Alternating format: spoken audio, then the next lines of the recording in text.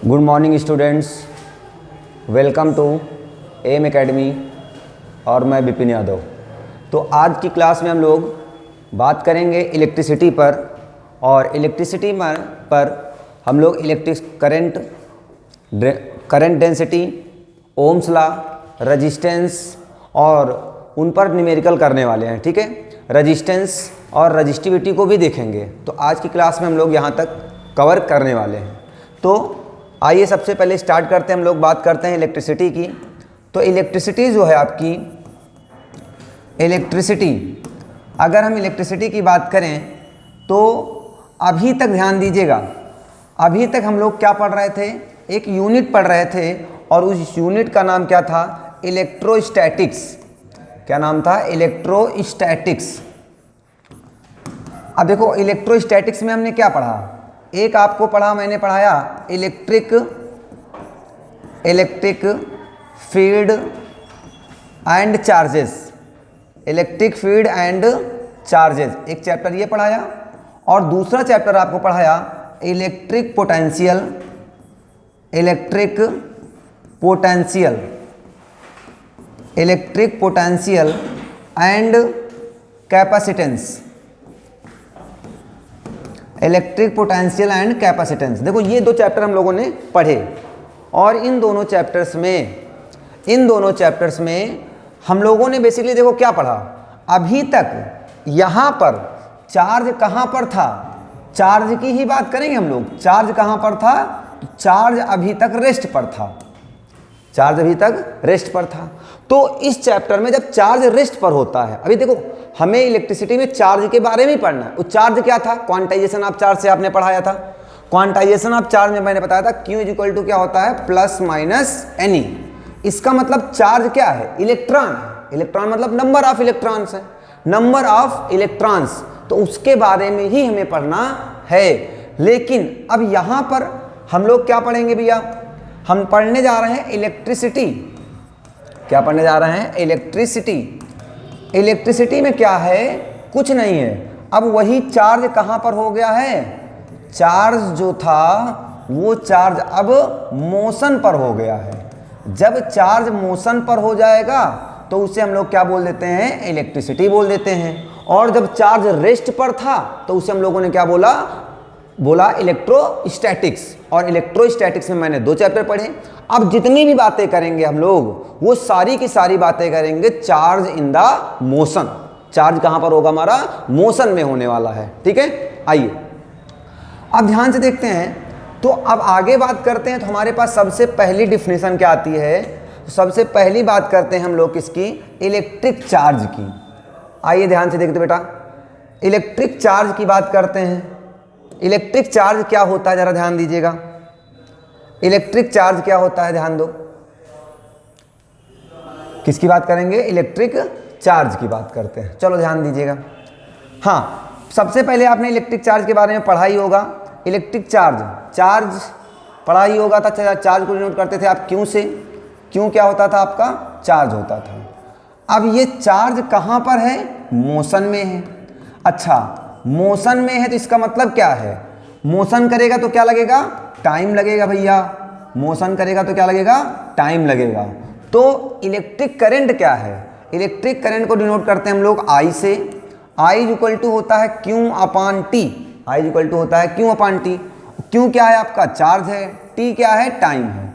तो कह सकते हैं the rate of flow of charge. देखो, it is defined as the flow of electric charge. उस चार्ज का मतलब क्या है? इलेक्ट्रॉन है। इसका मतलब हमने कहा चार्ज फ्लो हो रहा है। चार्ज फ्लो होने का मतलब कौन फ्लो हो रहा है? इलेक्ट्रॉन्स फ्लो हो रहे हैं। चार्ज फ्लो होने का मतलब क्या फ्लो हो रहा है? इलेक्ट्रॉन्स फ्लो हो रहे हैं। ठीक है, अब यहां पर इलेक्ट्रॉन फ्लो हो रहे हैं। इसका मतलब बेसिकली हम ये जानेंगे, अगर हमने कहा इस वायर में, हमारे पास एक वायर है, इस वायर में मैंने कहा करंट फ्लो हो रही है, तो इसका मतलब कौन फ्लो हो रहा है? चार्ज फ्लो हो रहा है। और चार्ज का मतलब क्या फ्लो हो रहा है? इलेक्ट्रॉन्स फ्लो हो रहे हैं। चार्ज का मतलब इलेक्ट्रॉन फ्लो हो रहे हैं। थोड़ा समझिएगा, आराम समझिएगा। और एक I इक्वल टू होता है, I इक्वल टू होता है Ne upon T। I equal to होता है Ne अपॉन T। तो हम कह सकते हैं the rate of flow of charge in the conductor is known as the electric current, is known as the electric current. ठीक है। चलो, charge through any cross section of the conductor it is denoted by I, किसे denote करते हैं? आई से। तो आई equal to हो जाता है हमारे पास क्या? Q upon T. I equal to हो गया क्या हमारे पास? क्यू अपान टी, या फिर क्या बोलते हैं? I equal to q upon t, या फिर एन ई अपान टी बोल देते हैं, ठीक है। चलो, ये फार्मूला हमारे पास आ गया, I equal to q upon t या फिर एन ई अपान टी आ गया, ठीक है। चलो, इतनी बातें क्लियर हो गई। चलो, अब आगे हम बात करते हैं। तो अगला टॉपिक हमारा क्या मिलता है? तो अगला टॉपिक हमारा मिलता है कि इसकी यूनिट क्या होगी, इसकी यूनिट क्या होगी। तो अगर हम इसके यूनिट की बात करें, तो इसके यूनिट की बात करें तो इसकी यूनिट होती क्या है? ध्यान दो, इसकी यूनिट होती भैया, बताएंगे चार्ज की यूनिट क्या होती है? देखो ध्यान दो, सब इसी से निकल के आएगा। अभी क्या पढ़ा आपने? आई इक्वल टू क्यू अपान क्या पढ़ा? टी। क्यू क्या है? आपका चार्ज है। तो चार्ज की यूनिट क्या होती है? चार्ज की यूनिट होती है भैया क्या? कूलाम। और टाइम क्या होती है? सेकेंड। तो कूलाम पर सेकेंड, या इसे हम लोग क्या बोलते हैं? एम्पियर। कूलाम पर सेकेंड या एम्पियर। तो हमें पता है, एक चीज पता कर लो भैया, 1 एम्पियर, 1 एम्पियर इक्वल टू होता है 1 coulomb upon 1 second. 1 ampere equal to क्या हो जाता है? 1 कूलाम अपान 1 सेकेंड हो जाता है, ठीक है। चलो, चाहे तो एम्पियर बोलो और चाहे क्या बोलो? कूलाम पर सेकेंड बोलो, दोनों एक ही बातें होती है, ठीक। अब सुनो, कभी कभी पूछ लेता है कि 1 एम्पियर क्या है? 1 एम्पियर क्या है? तो 1 एम्पियर को अगर आपको डिफाइन करना हो तो कैसे डिफाइन करेंगे? ध्यान दो, if the charge of 1 coulomb, the charge of 1 coulomb, charge क्या है? 1 coulomb is flowing in the conductor for 1 second, for 1 second, then the current will be 1 ampere. अगर 1 एम्पियर की अगर कहा जाए 1 कूलाम चार्ज 1 सेकेंड के लिए किसी कंडक्टर में प्रोड्यूस किया जाए तो वहां पर करंट कितनी होगी? 1 एम्पियर होती है। डिफाइन कर देंगे, ठीक। चलो, अब बात आती है इसकी क्वांटिटी की, बात आती है बेटा कि कैसी क्वांटिटी होती है। तो देखो, अच्छा एक्चुअली ये कैसी क्वांटिटी होती है? तो ये टेंसर क्वांटिटी होती है। अब बात आती है टेंसर क्वांटिटी, नहीं, टेंसर आपके नहीं मिलेगा, आपको क्या मिलेगा? स्केलर मिलेगा। अगर मान लो कभी भी आपके पास आ जाए, अगर टेंसर लिखा हुआ है तो आप पहले सबसे पहले टेंसर पर टिक करेंगे, अगर नहीं मिलता है तो क्या करेंगे? स्केलर पर टिक करेंगे। ये क्यों होता भैया? ध्यान दो, जैसे मान लो ये करंट आ रही है, एक करंट ये आ रही है, देखो ये आ रही, ये आ रही, हमने कहा इससे 5 एम्पियर आ रही है और इससे 3 एम्पियर आ रही है। तो अब बताओ इधर कितने एम्पियर जाएगी? तो 8 एम्पियर जाएगी, श्योर है ना। इधर से 5 आ रही, इधर से 3 आ रही, ये इसका एक जंक्शन हुआ, और जंक्शन से जब करंट डिस्ट्रीब्यूट होगी तो क्या होगा? इतनी जितनी इधर से आ रही उतनी इधर से आ रही, तो 8 एम्पियर हो जाएगा। तो ये क्या बताता है? डायरेक्शन बताता है ना। ये क्या बताता है? डायरेक्शन बताता है। तो जिसके पास 8 क्या है? उसका मैग्नीट्यूड है। हमने तो ये पढ़ा था, जिसके पास मैग्नीट्यूड और डायरेक्शन होता है उसे हम लोग क्या बोलते हैं? उसे हम वेक्टर क्वांटिटी बोलते हैं। तो सर आपने इसको वेक्टर क्वांटिटी क्यों नहीं बोला? क्योंकि भाई इसके पास मैग्नीट्यूड भी है, डायरेक्शन भी है, तो इसे वेक्टर बोलना चाहिए था। लेकिन इससे को वेक्टर क्यों नहीं बोला गया? इसको नहीं बोला गया इसलिए क्योंकि भैया वेक्टर क्वांटिटी की डिफिनीशन ये होती है, वेक्टर क्वांटिटी वे क्वांटिटी होती हैं जो मैग्नीट्यूड भी रखें और डायरेक्शन भी हो, और एक चीज है वेक्टर लॉ को भी फॉलो करना चाहिए। वेक्टर लॉ क्या था? क्लास 11th में पैरेललोग्राम लॉ पढ़ाया गया था, याद करो तो R equal to under root a square plus b square plus 2ab cos theta. आई बात समझ में? इसका मतलब ध्यान दो, क्या ये एंगल पर डिपेंड करती है? क्या नहीं डिपेंड करती ना। तो ये एंगल पर डिपेंड नहीं करती है, तो इसका मतलब ये वेक्टर लॉ को फॉलो नहीं करती है। जिसके पास मैग्नीट्यूड हो, डायरेक्शन हो, मैग्नीट्यूड हो, डायरेक्शन हो और वेक्टर लॉ को फॉलो ना करें तो उन्हें हम बोलते हैं टेंसर क्वांटिटी बोलते हैं। और स्केलर क्वांटिटी आप लोग जानते ही क्या होती है? जिनके पास सिर्फ और सिर्फ क्या होता है? मैग्नीट्यूड होता है। श्योर है ना? ठीक है, क्लियर हो गया इतनी बातें? किसी को कोई डाउट है? नहीं। तो वेक्टर क्वांटिटी क्या होती है? टेंसर क्वांटिटी होती है, स्केलर क्वांटिटी, ये भी समझ गए। करंट कैसी क्वांटिटी है? वो टेंसर क्वांटिटी एक्चुअली है, लेकिन अगर आपको ऑप्शन में ना मिले तो कैसी क्वांटिटी है? स्केलर क्वांटिटी है। ठीक है, चलो देखो कोई है क्या, खोल दो। अब बात समझ में आ गई? क्लियर इतनी बातें? चले आगे। ठीक, अब यहां पर आगे हम बात करते हैं। तो आगे क्या बात करते हैं? कौन है? चलो अच्छा, अब इतनी बात क्लियर हो गई। अब सुनो आगे। अब आगते हैं हमारे पास क्या नेक्स्ट टॉपिक हमारा क्या आता भैया? एक क्वेश्चन ले लिया गया है, एक क्वेश्चन हमारे पास है। तो ये क्वेश्चन क्या है, ध्यान दीजिएगा बेटा। क्वेश्चन लिखा हुआ है आपके सामने, लिखा हुआ है, ध्यान दो। लिखा हुआ 10 की पावर 20, 10 की power 20 electrons each having the charge of इतना। मतलब ध्यान दो भैया, आपको पता है कि चार्ज ऑफ इलेक्ट्रॉन कितना होता है? चार्ज ऑफ इलेक्ट्रॉन होता है 1.6 माइनस 1.6 इंटू 10 की पावर माइनस 19 कूलम। सबको पता है? अच्छा, और क्या दे रखा है? Number of electron. तो अभी नंबर ऑफ इलेक्ट्रॉन को हमने किससे नोट किया था? n से नोट किया था। n इज इक्वल टू है 10 की पावर 20। ठीक है, हाँ। Pass from a point A towards another point B. मतलब ए पॉइंट है, ये बी पॉइंट है, ये ए पॉइंट है और ये बी पॉइंट है। जो करंट है या चार्ज है, जो इलेक्ट्रॉन्स हैं, वो इलेक्ट्रॉन्स कहाँ से जा रहे हैं भैया? ए से लेकर के बी की ओर जा रहे हैं। इलेक्ट्रॉन्स जो हैं ऐसे ऐसे ऐसे ए से लेकर कहाँ जा रहे हैं? बी की ओर जा रहे हैं। ठीक, आगे। इन 1 सेकेंड 10 की पावर 20 इलेक्ट्रॉन्स जो हैं ए से लेकर के बी तक जब जाते हैं तो कितने टाइम में पहुंच जाते हैं? 0.1 सेकेंड में पहुंच जाते हैं। ये क्वेश्चन बोला गया है। तो पूछा क्या गया है? What is the current in ampere? Current पूछी गई है। करंट का मतलब क्या पूछा गया? आई पूछी गई आपसे। तो भैया हमने पढ़ाया आई इक्वल टू क्या होता है? एन ई अपान क्या पढ़ाया? टी पढ़ाया। तो आई इक्वल टू एन की वैल्यू क्या है आपके पास? 10 की पावर 20 है, रख दिया जाए। ई क्या है आपके? चार्ज ऑफ इलेक्ट्रॉन है। देखो ये माइनस लगा है ना, जब मैग्नीट्यूड लेते हैं ना तो माइनस माइनस कंसीडर नहीं करते हैं। तो क्या हो जाएगा हमारे पास? 1.6 इंटू 10 की पावर माइनस का 19 हो जाएगा। अपान टी टाइम है आपका, और टाइम कितना हमारे पास है? 0.1। देखो यहाँ पर भी एक डिजिट बाद है, यहाँ पर भी एक डिजिट बाद है, खत्म हो जाएगा 0 0। ये खत्म हो गया। तो आई इक्वल टू कितना आया? 16, 10 की पावर 20 और 10 की पावर माइनस 19। 10 की पावर कितना बचेगा? 1 बचेगा। अरे भाई 20 से माइनस का 19 हो जाएगा तो कितना हो जाएगा? 1। और 1 का मतलब कितना हो जाएगा? 160 एम्पियर। 160 क्या हो जाएगा हमारे पास? एम्पियर हो जाएगा। आ गई बात समझ में? तो इस तरीके से हम क्वेश्चन को भी सॉल्व कर सकते हैं। क्लियर है सभी को? कोई डाउट है? नहीं ना? चलें आगे। ठीक, अब आगे चलते हैं। तो नेक्स्ट क्वेश्चन हमारे पास लिखा हुआ है, देखो नेक्स्ट क्वेश्चन लिखा हुआ है, कह रहा है so that 1 ampere is equivalent to the flow of इतने इतने इतने एलिमेंट्री चार्ज इन पर सेकेंड। पर सेकेंड, पर का मतलब टाइम कितना? 1 सेकेंड। ध्यान से देखिएगा।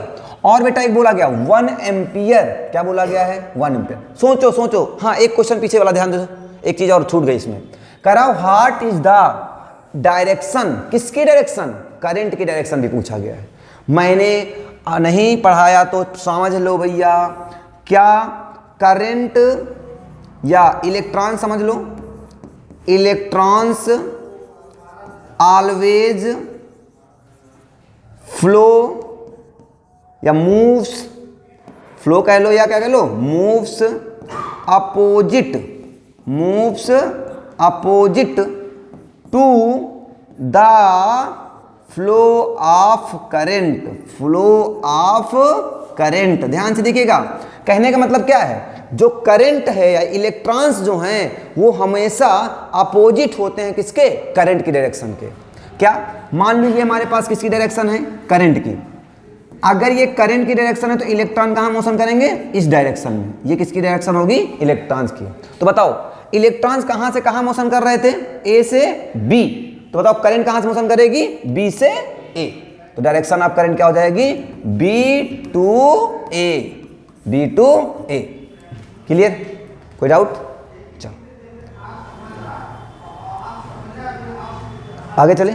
चलो तो आगे क्वेश्चन लिखा हुआ है, हाँ, कह रहा so that 1 ampere equivalent to the flow of इतने इतने इलेक्ट्रॉन्स। ठीक है, आओ समझो क्वेश्चन कहना क्या चाह रहा, समझो बेटा।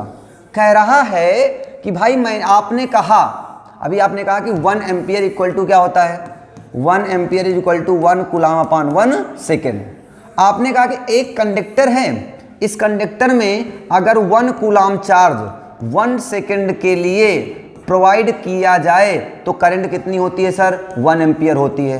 यही तो बताया आपने अभी। आपने कहा कि 1 कूलम चार्ज अगर 1 सेकेंड के लिए प्रोवाइड कराया जाए तो करंट कितनी होती है? 1 एम्पियर होती है। सर करंट क्या है? चार्ज है। और सर चार्ज क्या है? इलेक्ट्रॉन्स हैं, और जितने ज्यादा नंबर ऑफ इलेक्ट्रॉन होंगे उतना ज्यादा क्या होगा? चार्ज होगा। तो अब क्वेश्चन ये पूछा गया आपसे कि 1 एम्पियर करंट में कितने नंबर ऑफ इलेक्ट्रॉन होंगे। क्या पूछा गया? 1 एम्पियर करंट में कितने नंबर ऑफ इलेक्ट्रॉन्स होंगे। तो नंबर ऑफ इलेक्ट्रॉन्स पूछ लिया गया आपसे। ठीक, नंबर ऑफ इलेक्ट्रॉन कैसे निकालेंगे हम लोग? हाँ देखो समझो, कह रहा था मैं करंट के बारे में बताना चाह रहा था ना, कि करंट क्या होगी ना, 1 सेकेंड में अगर कितनी करंट प्रोड्यूस होगी। क्वेश्चन ध्यान दीजिएगा, कह रहा बेटा 1 एम्पियर, तो इसका मतलब करंट की वैल्यू कितनी है? 1 एम्पियर। ठीक, equivalent to the flow of इतने इतने इलेक्ट्रॉन्स, कह रहा कि इतने इलेक्ट्रॉन होंगे। ठीक है, elementary charge of the per second, time की वैल्यू भी कितनी दे रखा है? 1 सेकेंड। अब सुनो, हमें पता बेटा I इक्वल टू क्या होता है? NE अपान क्या पढ़ा है अभी? T। हमें निकालना है N, तो N इक्वल टू क्या हो जाएगा? ये इधर हो जाएगा, तो क्या हो जाएगा? IT अपान क्या बन जाएगा? E बन जाएगा। अब भैया I की वैल्यू कितनी है? 1, T की वैल्यू कितनी है? 1 अपान E की वैल्यू कितनी है? 1.6 इंटू 10 की पावर माइनस का 19। सब लोग जानते यही होती है। अच्छा देखो भैया, यहाँ से पॉइंट हटाओगे तो यहाँ क्या आएगा? एक 0 आ जाएगा। कितना हो गया हमारे पास? 10 अपान 16 इंटू ये माइनस का 19 है, ऊपर जाएगा तो प्लस का 19 हो जाएगा। 10 की पावर कितना हो जाएगा? 19 बन जाएगा। तो n इक्वल टू 10 इंटू, देखो 10 की पावर 19 लिखा है ना, तो क्या इसे हम 10 इंटू 10 की पावर 18 भी तो कह सकते हैं। क्यों भाई? यहाँ एक पावर है कि नहीं है? 18 और 1 कितने हो गए? 19 पावर हो गई नहीं हो गई? अपान क्या हो जाएगा हमारे पास? 16 हो गया। तो देखो अच्छा, 10 10 जा कितना हो जाएगा हमारे पास? 100।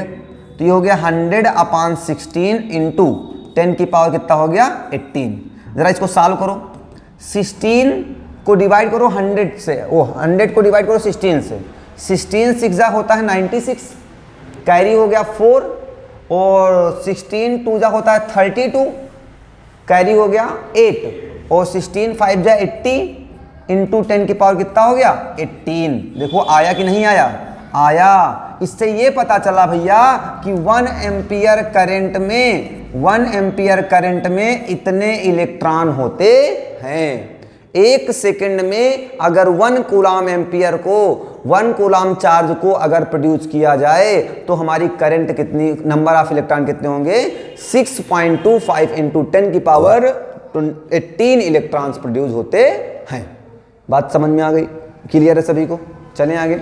चलो आगे देखते हैं। तो एक क्वेश्चन और लिखा हुआ है, करा हाउ मेनी इलेक्ट्रॉन्स, वैसा ही क्वेश्चन है, passes through a lamp in 1 minute time. देखो न्यूमेरिकल लगाने में क्या है, सबसे पहले तो आपको गिवन डाटा नोट कर लेना होता है, क्या क्या दिया गया है। तो टाइम दे रखा है 1 मिनट, टाइम कितना दे रखा है? 1 मिनट। भैया हमारा टाइम मिनट में नहीं होता, किस में होता है? सेकंड में। तो क्या हो जाएगा? 60 सेकंड कह सकते हैं। हाँ, इफ द करंट इज इतने मिली एम्पियर, करंट दे रखा है बेटा आपको 300 MA, MA मतलब मिली एम्पियर। मिली का मतलब क्या होता है भैया? 10 की पावर माइनस 3 एम्पियर, सबको पता है। हाँ, आगे कह रहा give the charge on the electron is इतना इतना, वो तो पता ही सबको, ठीक है। पूछा क्या गया है? हाउ मेनी इलेक्ट्रॉन्स, इसका मतलब क्या पूछा गया? नंबर ऑफ इलेक्ट्रॉन्स पूछा गया है, नंबर ऑफ इलेक्ट्रॉन पूछा गया है, ठीक है। चलो हमने भी फार्मूला बताया बेटा आपको, क्या पढ़ाया, I is equal to N e upon क्या पढ़ाया, टी, या हम यहां से कह सकते हैं n इज इक्वल टू क्या हो जाएगा, I t by e, I t by e पढ़ सकते हैं। तो n इक्वल टू आई की वैल्यू भैया कितनी हमारे पास है, आई की वैल्यू है 300 इंटू 10 की पावर -3। भैया टाइम कितना हमारे पास है सर, 60 अपान बेटा कितना हो जाएगा, ई की वैल्यू आपको पता है कितनी है, 1.6 इंटू 10 की पावर -19 है ना। तो चलो n इक्वल टू सॉल्व करना सीखो इसको। देखो यहां से पॉइंट हटाओगे, यहां एक जीरो बढ़ जाएगा श्योर। हाँ अब ध्यान दो भैया, ये 6 3 है और 3 6 जा 18 हो जाएगा, और 10 की पावर यहाँ 1 2 3 4 इंटू 10 की पावर 40 लिख लो, कोई दिक्कत नहीं। इंटू क्या लिखा हुआ है, 10 की पावर -3 लिखा है, लिखा रहने दो, अपान यहाँ 16 लिखा है, लिखा रहने दो, इंटू कर लो। 10 की पावर यहाँ कितना लिखा हुआ है, ध्यान दो देखो जरा, 10 की पावर लिखा है -19 लिखा हुआ है, -19 ऊपर जाएगा तो किसका हो जाएगा, +19 हो जाएगा, +19 बन जाएगा। ध्यान दो भैया, अब इतना हम हो गया। अब n इक्वल टू सॉल्व कर लिया जाए, इसको डिवाइड कर दो भैया, 16 1 जा कितना हो जाएगा 16, कैरी कितना बचेगा 2, पॉइंट लगाओगे हो जाएगा 20, 16 1 जा 16 और 16 2 जा 32 और 16 5 जा 3 बार लेके चले गए, 16 5 जा कितना हो जाएगा 80, बस आ जाएगा। इनटू ध्यान दो ये कितना बचा, ये बचा हमारे पास 10 की पावर 4 माइनस 10 की पावर 3, तो कितना हो जाएगा हमारे पास 10 की पावर 1 इंटू 10 की पावर कितना लिखा है 19 प्लस 1 कितना हो जाएगा 20। तो फाइनली आंसर कितना आ गया है 1.125 इंटू 10 की पावर 20। इतने इलेक्ट्रॉन्स होंगे 1 मिनट में। आई बात समझ में, क्लियर हो गया है। तो ऐसे ऐसे धीरे धीरे क्वेश्चन की प्रैक्टिस हम लोग करेंगे, है ना। चलो आगे चलते हैं। तो जब आगे चलते हैं तो हमें मिलता क्या, ध्यान से देखेंगे भैया। आगे हमें मिलता है करंट डेंसिटी। बात करते हैं हम लोग किसकी बात करते हैं, तो करंट डेंसिटी की बात करते हैं। तो करंट डेंसिटी क्या होती है, देखो भैया करंट डेंसिटी कुछ नहीं है, ध्यान दो है क्या करंट डेंसिटी, समझो। करंट डेंसिटी को डिनोट करते हैं हम लोग किससे, आई से। आई वो आई इज इक्वल टू होता है क्यू अपान टी, भी पढ़ा आपने है ना। आई इज इक्वल टू क्या पढ़ा, क्यू अपान टी। और करंट डेंसिटी को डिनोट करते हैं हम लोग जे से। किससे डिनोट करते हैं, जे से, ठीक। अब जो करंट डेंसिटी क्या होती है, जे इज इक्वल टू होता है आई बाई ए, आई बाई ए। ध्यान दीजिएगा, अगर मैं कह दूं बेटा if A is equal to 1 ampere, 1 का मतलब फिजिक्स की लैंग्वेज आप जानते हैं यूनिट, यूनिट कह दिया जाए, एरिया कैसा हो जाए, यूनिट हो जाए। तो J इज इक्वल टू क्या हो जाएगा, आई ही तो हो जा रहा है, ध्यान दो J इज इक्वल टू क्या हो जा रहा है, आई। इसका मतलब करंट डेंसिटी क्या है, करंट है, कहां से पास होने वाली, per unit area. The current passing through per unit area is known as the current density. Current density बात समझ में आ गई भाई। देखो J जो है आई है, J क्या है, करंट डेंसिटी है, आई क्या है, करंट है। तो इसका मतलब समझ में आया कि जो करंट है वही क्या है, करंट डेंसिटी है। करंट ही करंट डेंसिटी है, लेकिन कब है, जब एरिया कैसा हो, यूनिट एरिया। यूनिट मतलब होता है 1 metre square, 1 centimetre square, 1 kilometre square, मतलब 1 हो, मैग्नीट्यूड कितना हो, 1। ठीक है, तो ये हमारे पास आ जाता है, क्लियर। चलो अब डिफिनेशन जरा ध्यान से देख लो, क्या लिखा हुआ है।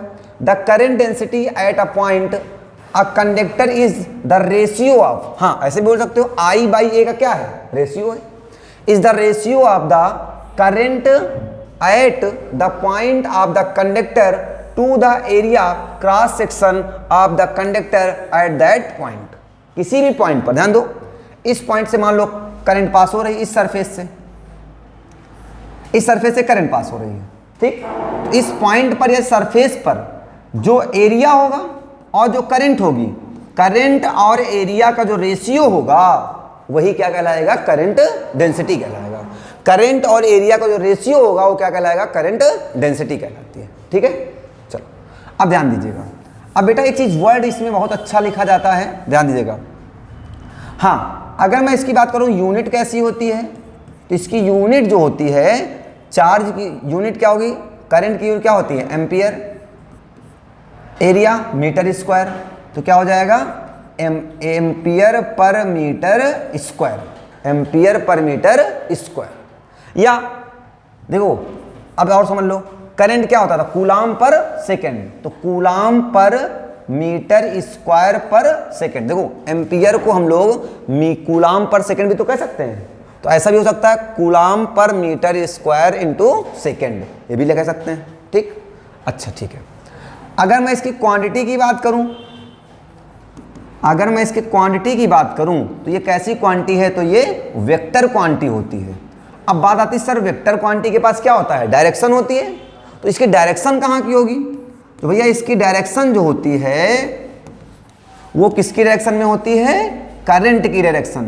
भैया करंट के पास डायरेक्शन है, मैग्नीट्यूड भी है, फिर भी वो कैसी क्वांटिटी है? टेंसर क्वांटिटी या स्केलर क्वांटिटी हम लोग मानते थे ना, क्या मानते थे? टेंसर। लेकिन उसके पास डायरेक्शन तो है ही है ना, मैंने बताया था अभी कि वेक्टर क्वांटिटी वे होती हैं जिनके पास मैग्नीट्यूड, डायरेक्शन और वेक्टर लॉ को फॉलो करने चाहिए।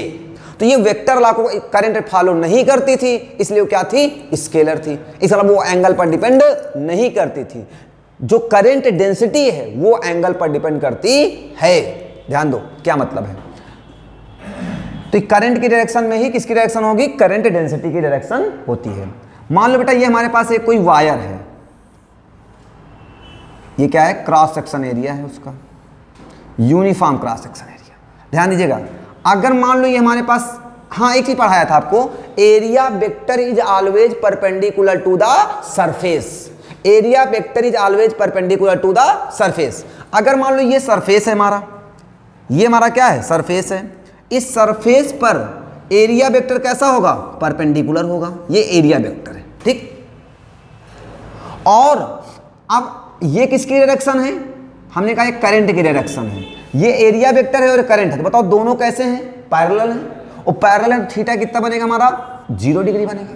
कितना बनेगा? 0 डिग्री। अगर बेटा ये पैरेलल ना हो करके किसी एंगल पर आ जाएं, और किसी एंगल पर आ जाए, मान लो करंट ऐसे जा रही है, तो हमने कहा सर्फ एंगल कितना बना रही है? थीटा एंगल बना रही है। कितना बना रही है? थीटा। किससे?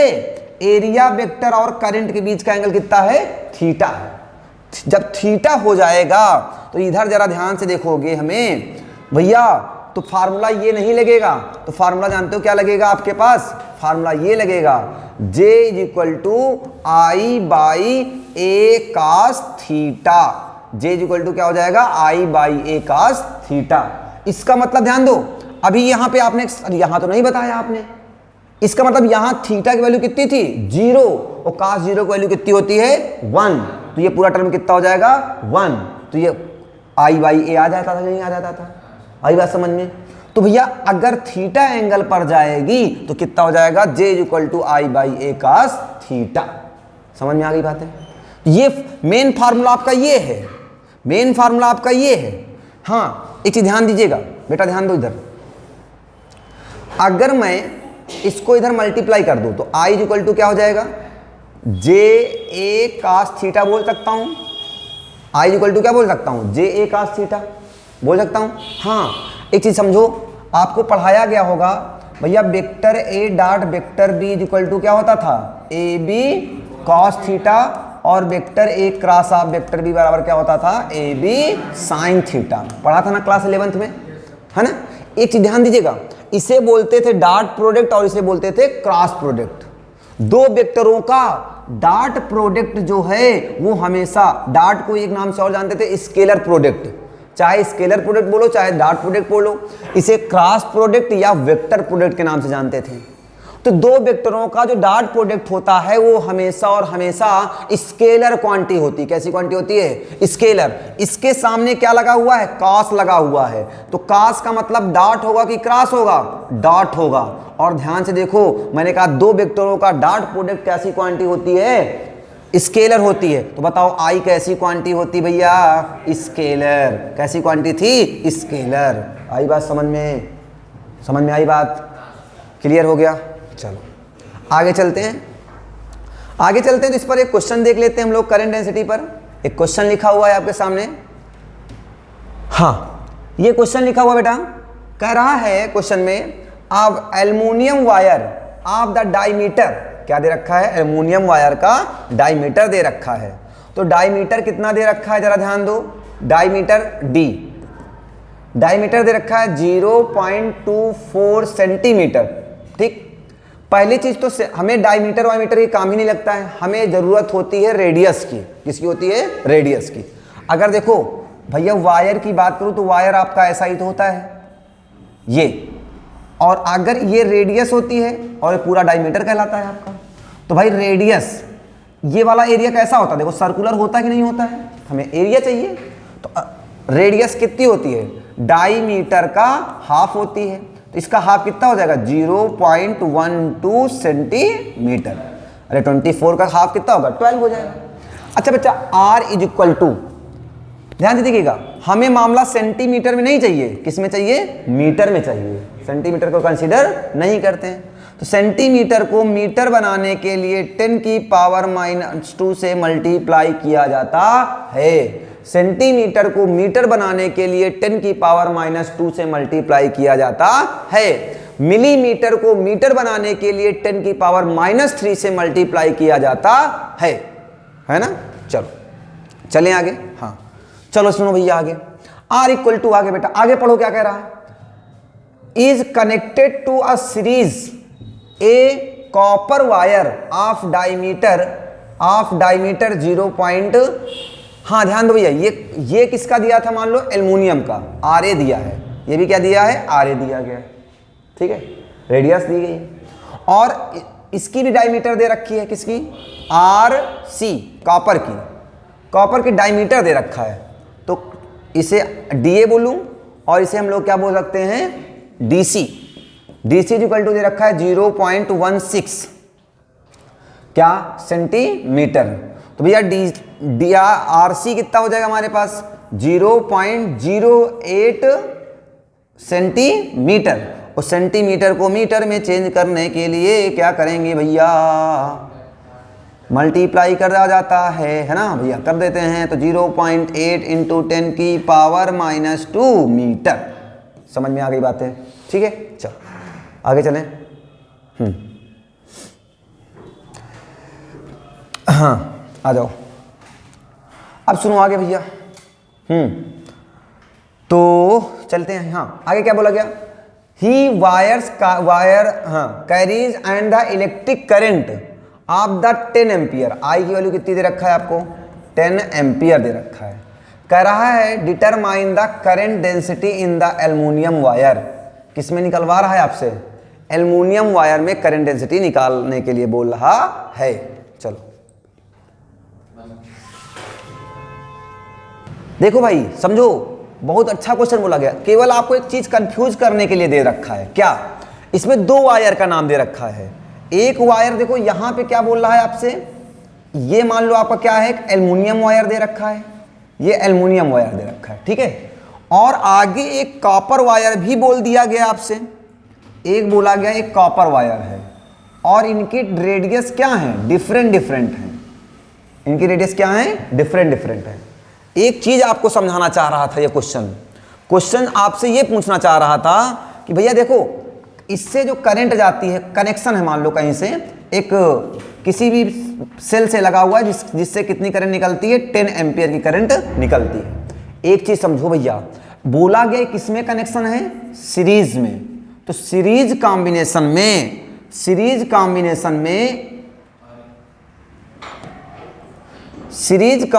में जो करंट है ना, सीरीज कॉम्बिनेशन में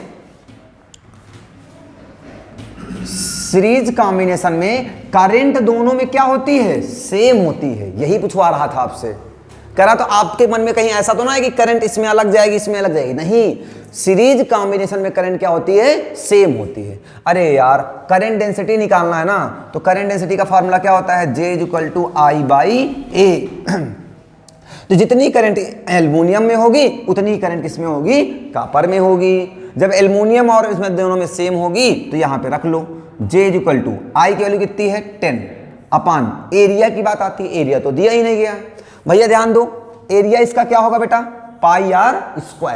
तो पाई की वैल्यू πr², तो ध्यान दो, तो यहां कितना हो जाएगा, πr। आर की वैल्यू कितनी हो जाएगी, आर किसका रखोगे, लास्ट में देखो किसका पूछा गया है, एल्युमिनियम का। तो एल्युमिनियम की रेडियस कितनी देगी है आपको, 0.012 इंटू 10 की पावर माइनस का 2, 0.2 इंटू 10 की पावर माइनस का 2। ठीक है, चलो माइनस का 2, वो इसका क्या है, पाई आर स्क्वायर, तो पाई आर स्क्वायर कर लो, सॉल्व कर लो इसको। j इज इक्वल टू 10 अपान पाई की वैल्यू कितनी होती है 3.14 इंटू, इसको स्क्वायर करोगे तो कितना आएगा 0.12 इंटू 0.12, स्क्वायर किया ना, और इसका भी स्क्वायर करोगे, इसका 10 की पावर माइनस 2 इंटू 10 की पावर माइनस का 2। तो इसको सॉल्व करो भैया, j इज इक्वल टू, यहां से, हाँ यहां से पॉइंट हटाओगे, यहां से पॉइंट हटाओ, यहां से पॉइंट हटाओ, देखो यहां से 2 जीरो हैं, 2 जीरो बढ़ाओ, यहां से भी 2 जीरो हैं, 2 जीरो बढ़ाओ, यहां से भी 2 जीरो हैं, 2 जीरो बढ़ाओ। ठीक, क्या बचा ऊपर, 1 2 3 4 5 6 7, ऊपर बन गया 10 की पावर 7 अपान, ये कितना हो गया 314 इंटू 12 जाए कितना होता है 144। भैया यहाँ कितना हो जाएगा 10 की पावर माइनस 2 और 10 की पावर माइनस 2, 10 की पावर माइनस का 4, ऊपर जाएगा तो प्लस का 4, प्लस का 4 हो जाएगा। इनको मल्टीप्लाई कर लेना है, इनको मल्टीप्लाई कर लेना है, तो मल्टीप्लाई कर लोगे 144 इंटू 144, 314 इंटू 144 कर लेंगे। अब कर लेना है तो इतना हो जाएगा कितना 1 अपान, मल्टीप्लाई करने पर क्या आएगा कोई बताएगा, चलो कर लेना, ठीक है कर लीजिएगा, कर लेंगे इतना, चलो क्लियर है, चलो आगे चलें।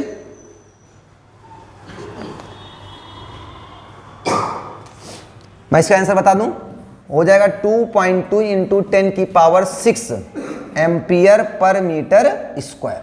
सॉल्व करेंगे तो ये आएगा।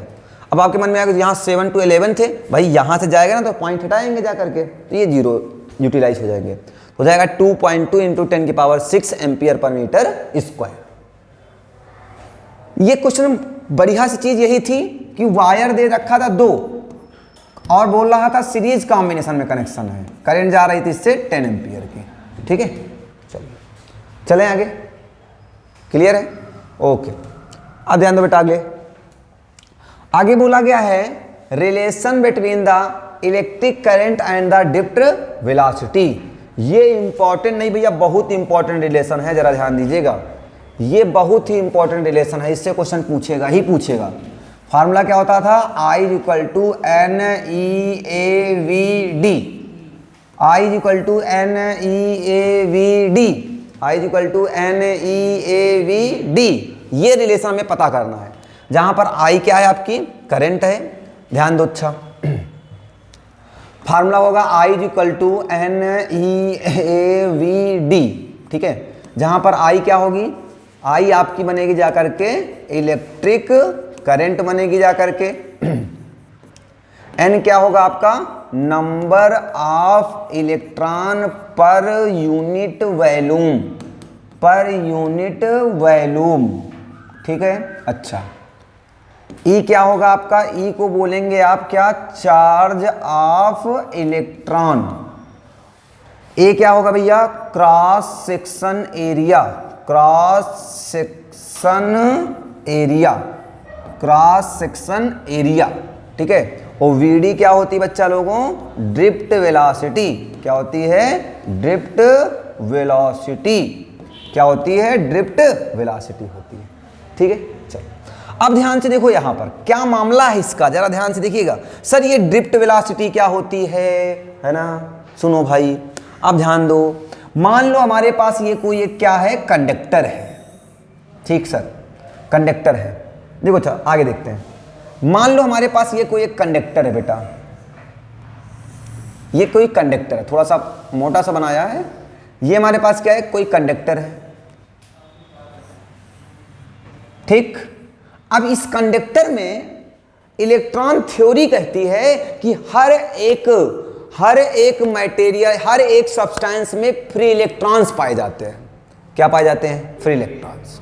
भैया अगर फ्री इलेक्ट्रॉन्स पाए जाते हैं, अगर वो इलेक्ट्रॉन्स मोशन में होंगे तो करंट बनाएंगे, अगर वही इलेक्ट्रॉन रेस्ट में होंगे तो इलेक्ट्रोस्टैटिक्स बनाएंगे। ये तो बताया था अभी। अगर चार्ज या करंट या इलेक्ट्रॉन्स हमारे रेस्ट पर हैं तो इलेक्ट्रोस्टैटिक्स बनाते हैं, और अगर इलेक्ट्रॉन हमारे मोशन में है तो क्या बनाते हैं, हमारे इलेक्ट्रिसिटी बनाते हैं, करंट बनाते हैं। तो अगर इसमें क्या पाए गए हैं, फ्री इलेक्ट्रॉन्स पाए जाते हैं। चलो फ्री इलेक्ट्रॉन्स पाए जा रहे हैं, ये इलेक्ट्रॉन्स हैं। अब बेटा जब ये इलेक्ट्रॉन्स हैं और इन्हें हम बोलते हैं फ्री इलेक्ट्रॉन्स, क्या बोलते हैं, फ्री इलेक्ट्रॉन्स। अच्छा सर फ्री इलेक्ट्रॉन्स हैं, ठीक है। अब कहा इलेक्ट्रॉन थ्योरी कहती है कि भाई अगर इलेक्ट्रॉन मोशन में होते हैं तो अभी मैंने सिखाया the moving electrons is known as the current. इसका मतलब इस वायर को मुझे टच करने पर क्या लगनी चाहिए थी, करंट। लगती है, नहीं लगती है ना। तो इसका मतलब ये इलेक्ट्रॉन थ्योरी गलत है ना, होना चाहिए, नहीं, ऐसा नहीं होता है। और जानते हो किस स्पीड से भागते हैं, लगभग 10 की पावर 6 मीटर पर सेकंड से भागते हैं। सोचो कितनी तेज स्पीड है, कितने 10 लाख मीटर पर सेकंड, इतनी स्पीड से भागते हैं, फिर भी करंट नहीं लगती है। और हमने आपको पढ़ाया the moving electrons is known as the electric current, पढ़ाया। तो ऐसा कैसे हो सकता है, तो ध्यान दो बेटा, इनका जो मोशन होता है, इलेक्ट्रॉन्स का जो मोशन होता है, इलेक्ट्रॉन्स का जो मोशन होता है बेटा, वो क्या होता है, एट रैंडम होता है। क्या होता है, एट रैंडम होता है। और जब इलेक्ट्रॉनों का मोशन एट रैंडम होता है ना, तो इसका मतलब एक कोई इधर जा रहा है, इधर जा रहा है, इधर जा रहा है, इधर जा रहा है, इधर कहीं भी जा रहा है, कोई दिशा नहीं है, लड़ भिड़ रहे हैं एक दूसरे से। बहुत सारे इलेक्ट्रॉन्स हैं, एक दूसरे से लड़ भिड़ रहे हैं, आया दूसरे से लड़ा, दूसरे लड़ा, तीसरे से लड़ा, चौथा, फिर लड़ते रहे। इस तरीके से इनकी जो एवरेज वेलोसिटी होती है ना, जो एवरेज वेलोसिटी हो जाती है वो कितनी हो जाती है, 0 हो जाती है। और बताओ वेलोसिटी अगर 0 हो गई, इसका मतलब आप कहां पर हैं, रेस्ट पर है। और कोई भी रेस्ट इलेक्ट्रॉन या रेस्ट चार्ज कोई भी करंट प्रोड्यूस नहीं कर सकता है। आई बात समझ में, ठीक है, चलो समझ लो। तो ये सारी थ्योरी थी इसकी। चलो अब यहां पे हमारा मामला आता है बेटा कि भाई अगर इसमें फ्री इलेक्ट्रॉन्स पाए जा रहे हैं, ठीक है, चलो इसमें फ्री इलेक्ट्रॉन्स हैं तो ठीक है। अब मैंने इसको क्या करा दिया, एक कनेक्शन करा दिया, एक बैटरी से कनेक्शन करा दिया, ये बैटरी से कनेक्शन करा दिया। इधर से क्या निकली भैया, करंट, इधर से निकली करंट। अच्छा ये पॉजिटिव होगा और ये क्या होगा, निगेटिव। इलेक्ट्रिक फील्ड लाइंस हमेशा कहां से कहां की ओर होती हैं, पॉजिटिव से निगेटिव। तो इलेक्ट्रिक फील्ड भी कहां होगी, पॉजिटिव से निगेटिव। ये किसकी डायरेक्शन बता दिया मैंने, इलेक्ट्रिक फील्ड की डायरेक्शन। किसकी डायरेक्शन हो गई, इलेक्ट्रिक फील्ड की डायरेक्शन हो गई। क्लियर, अच्छा बेटा अब ध्यान दो, अगर करंट की डायरेक्शन ये है, ये करंट की डायरेक्शन है, तो अभी बताया कर electrons always flow opposite to the current. तो इसका मतलब इलेक्ट्रॉनों का मोशन इस तरीके से होगा, ऐसे ऐसे ऐसे ऐसे। ये किसका डायरेक्शन भैया, इलेक्ट्रॉन्स का। अब सब में नहीं बना रहा हूं मैं, समझ जाओगे ना, ठीक है। इसका मतलब इलेक्ट्रॉन इस तरफ क्या कर रहे हैं, मोशन कर रहे हैं। इस कंडक्टर की लेंथ हमने कहा कितनी है, L है। क्या है, L है। तो अब बात आती है सर ड्रिफ्ट वेलोसिटी की बात आती है, ड्रिफ्ट वेलोसिटी की बात आती है। अच्छा ध्यान से देखो जरा, अब बात आती है सर अब क्यों करंट हमें लगेगी जब हमने इसको सोर्स से कनेक्शन करा दिया। तो यार सोर्स का कनेक्शन का मतलब क्या है, आप उसको एक्स्ट्रा एनर्जी दे रहे हो। जैसे मैंने कहा 2 लोग पंजा लड़ा रहे हो और दोनों की एनर्जी बराबर है, तो इसका मतलब क्या आप न्यूट्रल हो गए कि नहीं हो गए, दोनों न्यूट्रल हो गए। इसका मतलब आप दोनों रेस्ट पर थे, कोई भी पोजीशन चेंज नहीं हुआ। अगर मैंने कहा एक लोग को मैं एक्स्ट्रा एनर्जी दे दूं, तो एक्स्ट्रा एनर्जी देने पर क्या किसी ना किसी का तो पंजा गिरेगा ना, तो उसे हम लोग क्या बोलेंगे। तो बैटरी हमें क्या प्रोवाइड कराती है, बैटरी हमें एनर्जी देती है। क्या देती है, एनर्जी, ठीक है। चलो तो ड्रिफ्ट वेलोसिटी क्या होते हैं, तो ड्रिफ्ट वेलोसिटी का मतलब जिस वेलोसिटी के साथ इलेक्ट्रॉन क्या करते हैं, किसी कंडक्टर में मोशन करते हैं, उसे हम लोग क्या बोलते हैं, ड्रिफ्ट वेलोसिटी बोलते हैं।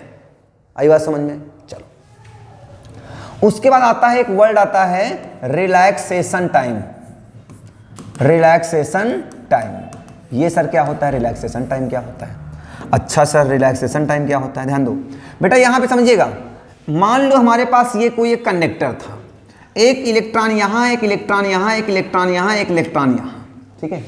एक इलेक्ट्रॉन यहां से आया, यहां लड़ा, और यहां से फिर यहां पे लड़ा।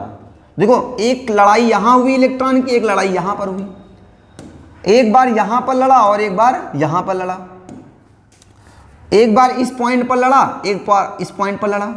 इन दोनों पॉइंट पर जो कोलिजन हुआ उनके बीच में देखो यहां टक्कर आया, टक्कर के बाद यहां थोड़ी देर क्या करेगा, वो रिलैक्स करेगा, मतलब आराम आराम चलेगा। और रिलैक्स करने के बाद यहां पर फिर से क्या होगा, फिर एक थप्पड़ लगाया किसी ने, कोलिजन हुआ। और इस दोनों के टाइम के बीच का जो टाइम होता है उसे बोलते हैं रिलैक्सेशन टाइम। क्या होता है, the time between two successive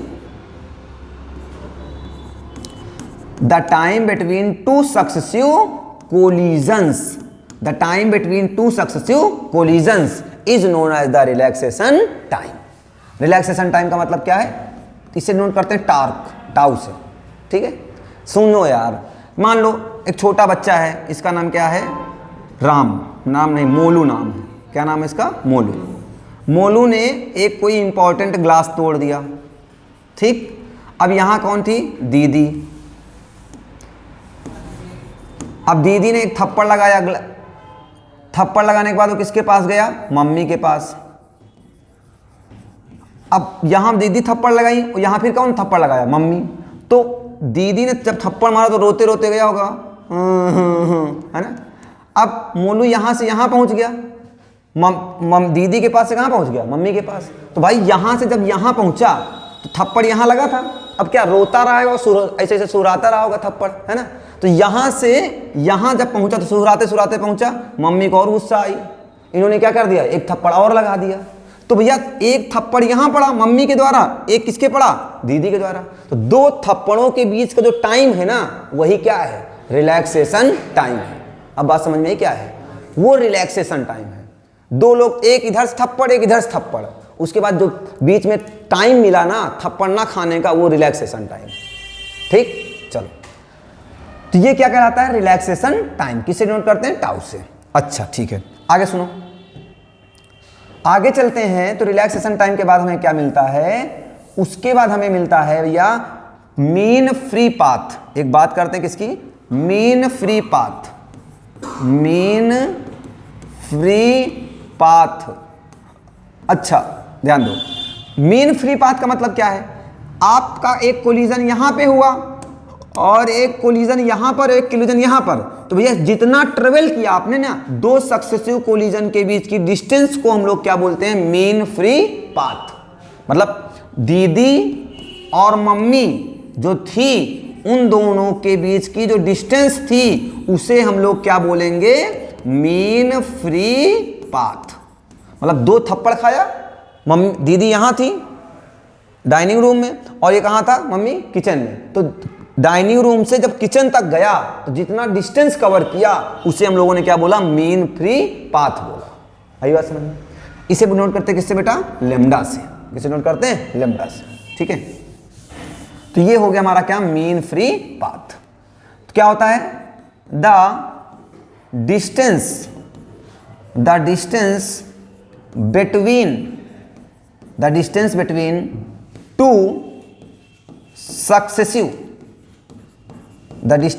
two successive collisions, दो सक्सेसिव कोलिजन्स के बीच के डिस्टेंस को हम लोग क्या बोलते हैं, मीन फ्री पाथ। क्लियर है, क्लियर है। चलो, और ड्रिफ्ट वेलोसिटी किससे नोट करते हैं हम लोग, वीडी से। किसे नोट करते हैं, वीडी से। श्योर, चलिए आगे। अब चलते हैं, अब आते हैं रिलेशन पर। क्या, I = NEAVD, ये इंपॉर्टेंट रिलेशन होता है। सुनिए, आइए ध्यान दो बेटा। अगर मैंने कहा कि हमारे पास ये कोई एक क्या है, कंडक्टर है, ये हमारा एक क्या है, कंडक्टर है, ठीक। इस कंडक्टर की जो लेंथ है हमारे पास कितनी है, L है। इस कंडक्टर की जो लेंथ है वो कितनी है हमारे पास है, L है। और इसको मैंने क्या कर दिया, एक सेल या बैटरी से कनेक्ट कर दिया जिसका पोटेंशियल कितना है, V वोल्ट की बैटरी या पोटेंशियल है। V वोल्ट की बैटरी या क्या है, पोटेंशियल है। भैया इससे क्या निकलेगी बेटा, करंट निकलेगी। तो करंट कहां पहुंचेगी, यहां करंट पहुंची। अब अंदर कौन प्रेजेंट है, तो अंदर इलेक्ट्रॉन्स हैं, अंदर हमारे पास क्या है, इलेक्ट्रॉन्स हैं। अब ये इलेक्ट्रॉन क्या करेंगे, तो मोशन करेंगे इधर इधर इधर।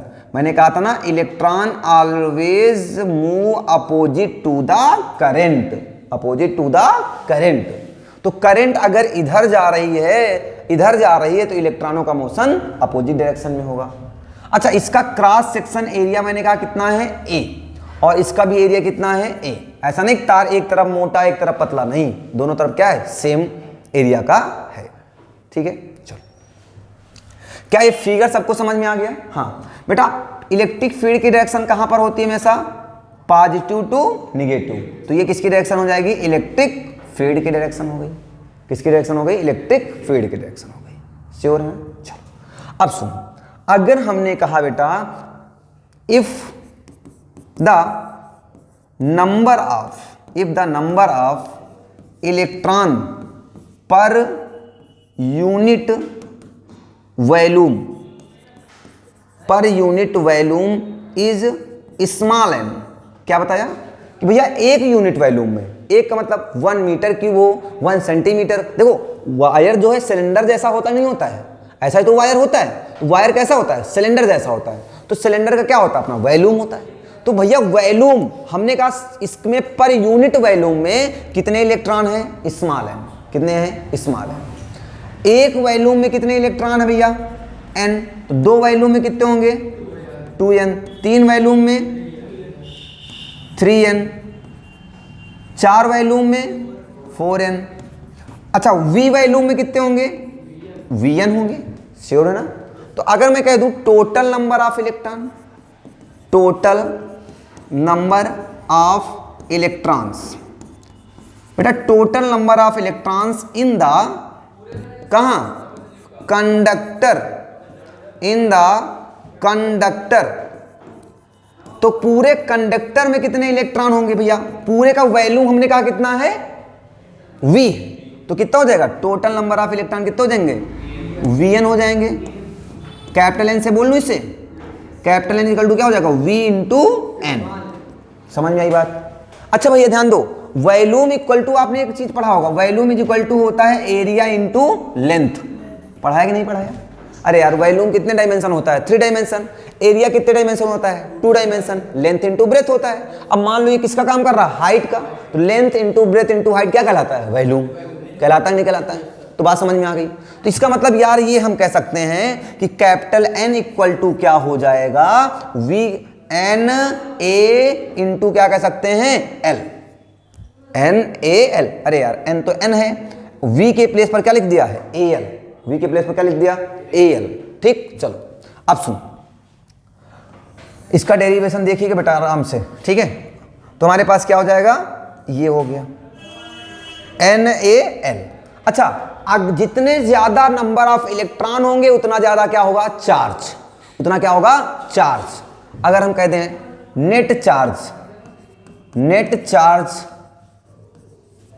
On the conductor, on the conductor. तो बेटा चार्ज Q इक्वल टू क्या होता है, Ne। Q इक्वल टू क्या होता है, Ne होता है। तो Q नेट इक्वल टू क्या हो जाएगा भैया, है भैया N क्या रखेंगे, टोटल की बात कर रहा हूं, नेट। नेट मतलब क्या, टोटल। तो टोटल नंबर ऑफ इलेक्ट्रॉन रखेंगे। तो टोटल नंबर ऑफ इलेक्ट्रॉन कितना बेटा हमारे पास है, NaL। तो क्या हो जाएगा हमारे पास, NeAL। अरे भाई ध्यान दो, हाँ N की वैल्यू क्या है आपके पास, N की वैल्यू है आपके पास NaL इंटू E है तो E है, E तो क्या है, E ही है। ठीक, पक्का। चलो अब ठीक है सर, अब ये बताओ बेटा हमें, इलेक्ट्रॉन यहां से निकला होगा, मान लो यहां से यहां पर चला होगा, यहां से यहां तक आया होगा, तो कितनी डिस्टेंस कवर किया होगा उसने, L। कितनी डिस्टेंस कवर किया होगा, L। और किस स्पीड से आया होगा, Vd। भाई ड्रिफ्ट वेलोसिटी से तो घूमा होगा, वेलोसिटी कितनी रही होगी उसकी, Vd ही तो रही होगी। तो भाई अगर मैं बात करूं बेटा कि हाँ वेलोसिटी ऑफ द, या ऐसे लिख सकते हैं डिस्टेंस या displacement, distance across the conductor. तो भैया VD इन टी टाइम में उसने कितनी वेलोसिटी कवर की होगी भैया? वेलोसिटी इज इक्वल टू क्या होता है? डिस्प्लेसमेंट अपॉन क्या होता है? टाइम। तो VD is equal to L/T कह सकते हैं बेटा हम लोग, कह सकते हैं नहीं कह सकते हैं? अच्छा सर ठीक है, चलो कोई बात नहीं, अब इसको मिटा दिया जाए, हमको लगता है इसकी कोई ज़रूरत नहीं है। हाँ आ जाओ, अब ये बताओ, ठीक है वेलोसिटी आ गई, टाइम आ गया, अगर इलेक्ट्रॉन यहां से यहां पे आया होगा तो इसका मतलब इलेक्ट्रॉन क्या किया होगा? मोशन। और जब मोशन करेगा इलेक्ट्रॉन तो क्या प्रोड्यूस किया होगा उसने? करंट। क्या प्रोड्यूस किया होगा? करंट, है ना। आई भाई इलेक्ट्रॉन यहां से यहां पे आया, यहां से यहां पे आया तो इसका मतलब डिस्प्लेसमेंट कवर किया, और जब डिस्प्लेसमेंट तभी कवर हो गया जब उसमें क्या होगा? मोशन हुआ होगा। और जब मोशन हुआ होगा करंट में, चार्ज में या इलेक्ट्रॉन में, तो क्या प्रोड्यूस किया होगा उसने? करंट प्रोड्यूस की होगी। तो करंट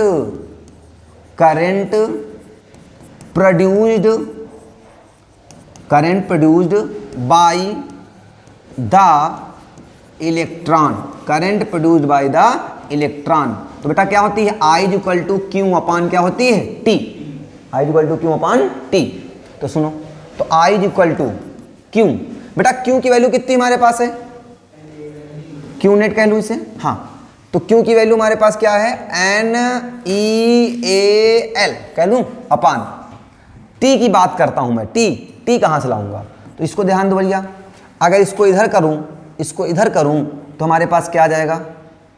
अच्छा सुनो, L इक्वल टू हम लोग क्या लिख सकते हैं यहाँ पर? L इक्वल टू लिख सकते हैं VD इंटू टी। क्या लिख सकते हैं? VD into T. हाँ भाई, L इक्वल टू ये इधर जाएगा, ये इधर जाएगा, तो क्रॉस मल्टीप्लाई हो जाएगा, तो L इक्वल टू क्या निकल गया? VD into T. तो सुनो अपान क्या हो जाएगा? T। अरे भाई I इज इक्वल टू ये क्या लिखा? Q। Q की वैल्यू क्या थी? ये थी Q अपान क्या हुआ? T। तो T लिख दिया। तो I is equal to NEAL, L के प्लेस पर हम लोग क्या लिख सकते हैं? VD इंटू टी, और अपान क्या लिखा हुआ है? T, और T मर जाएगा, तो I इज इक्वल टू क्या आया? NEAVD, जहां पर I आपकी क्या है भी बताया? इलेक्ट्रिक करंट है, N क्या है? नंबर ऑफ इलेक्ट्रॉन है, E क्या है? चार्ज ऑफ इलेक्ट्रॉन है, A क्या है? एरिया है, VD क्या है? ड्रिफ्ट वेलोसिटी है। यही रिलेशन होता है electric current and the drift velocity. समझ में आ गया? क्लियर हो गया सबको? मजा आई? चलो, electric current and drift velocity में क्या है हमारा रिलेशन है? I is equal to NEAVD। Sure है? चलें आगे, चलो ध्यान दो, अब आगे चलते हैं। तो आगे हमारे पास एक चीज ध्यान दीजिएगा यहां पर, और बेटा हमारे पास क्या आया अभी देखो जरा, ये किसके बीच का था? रिलेशन बिटवीन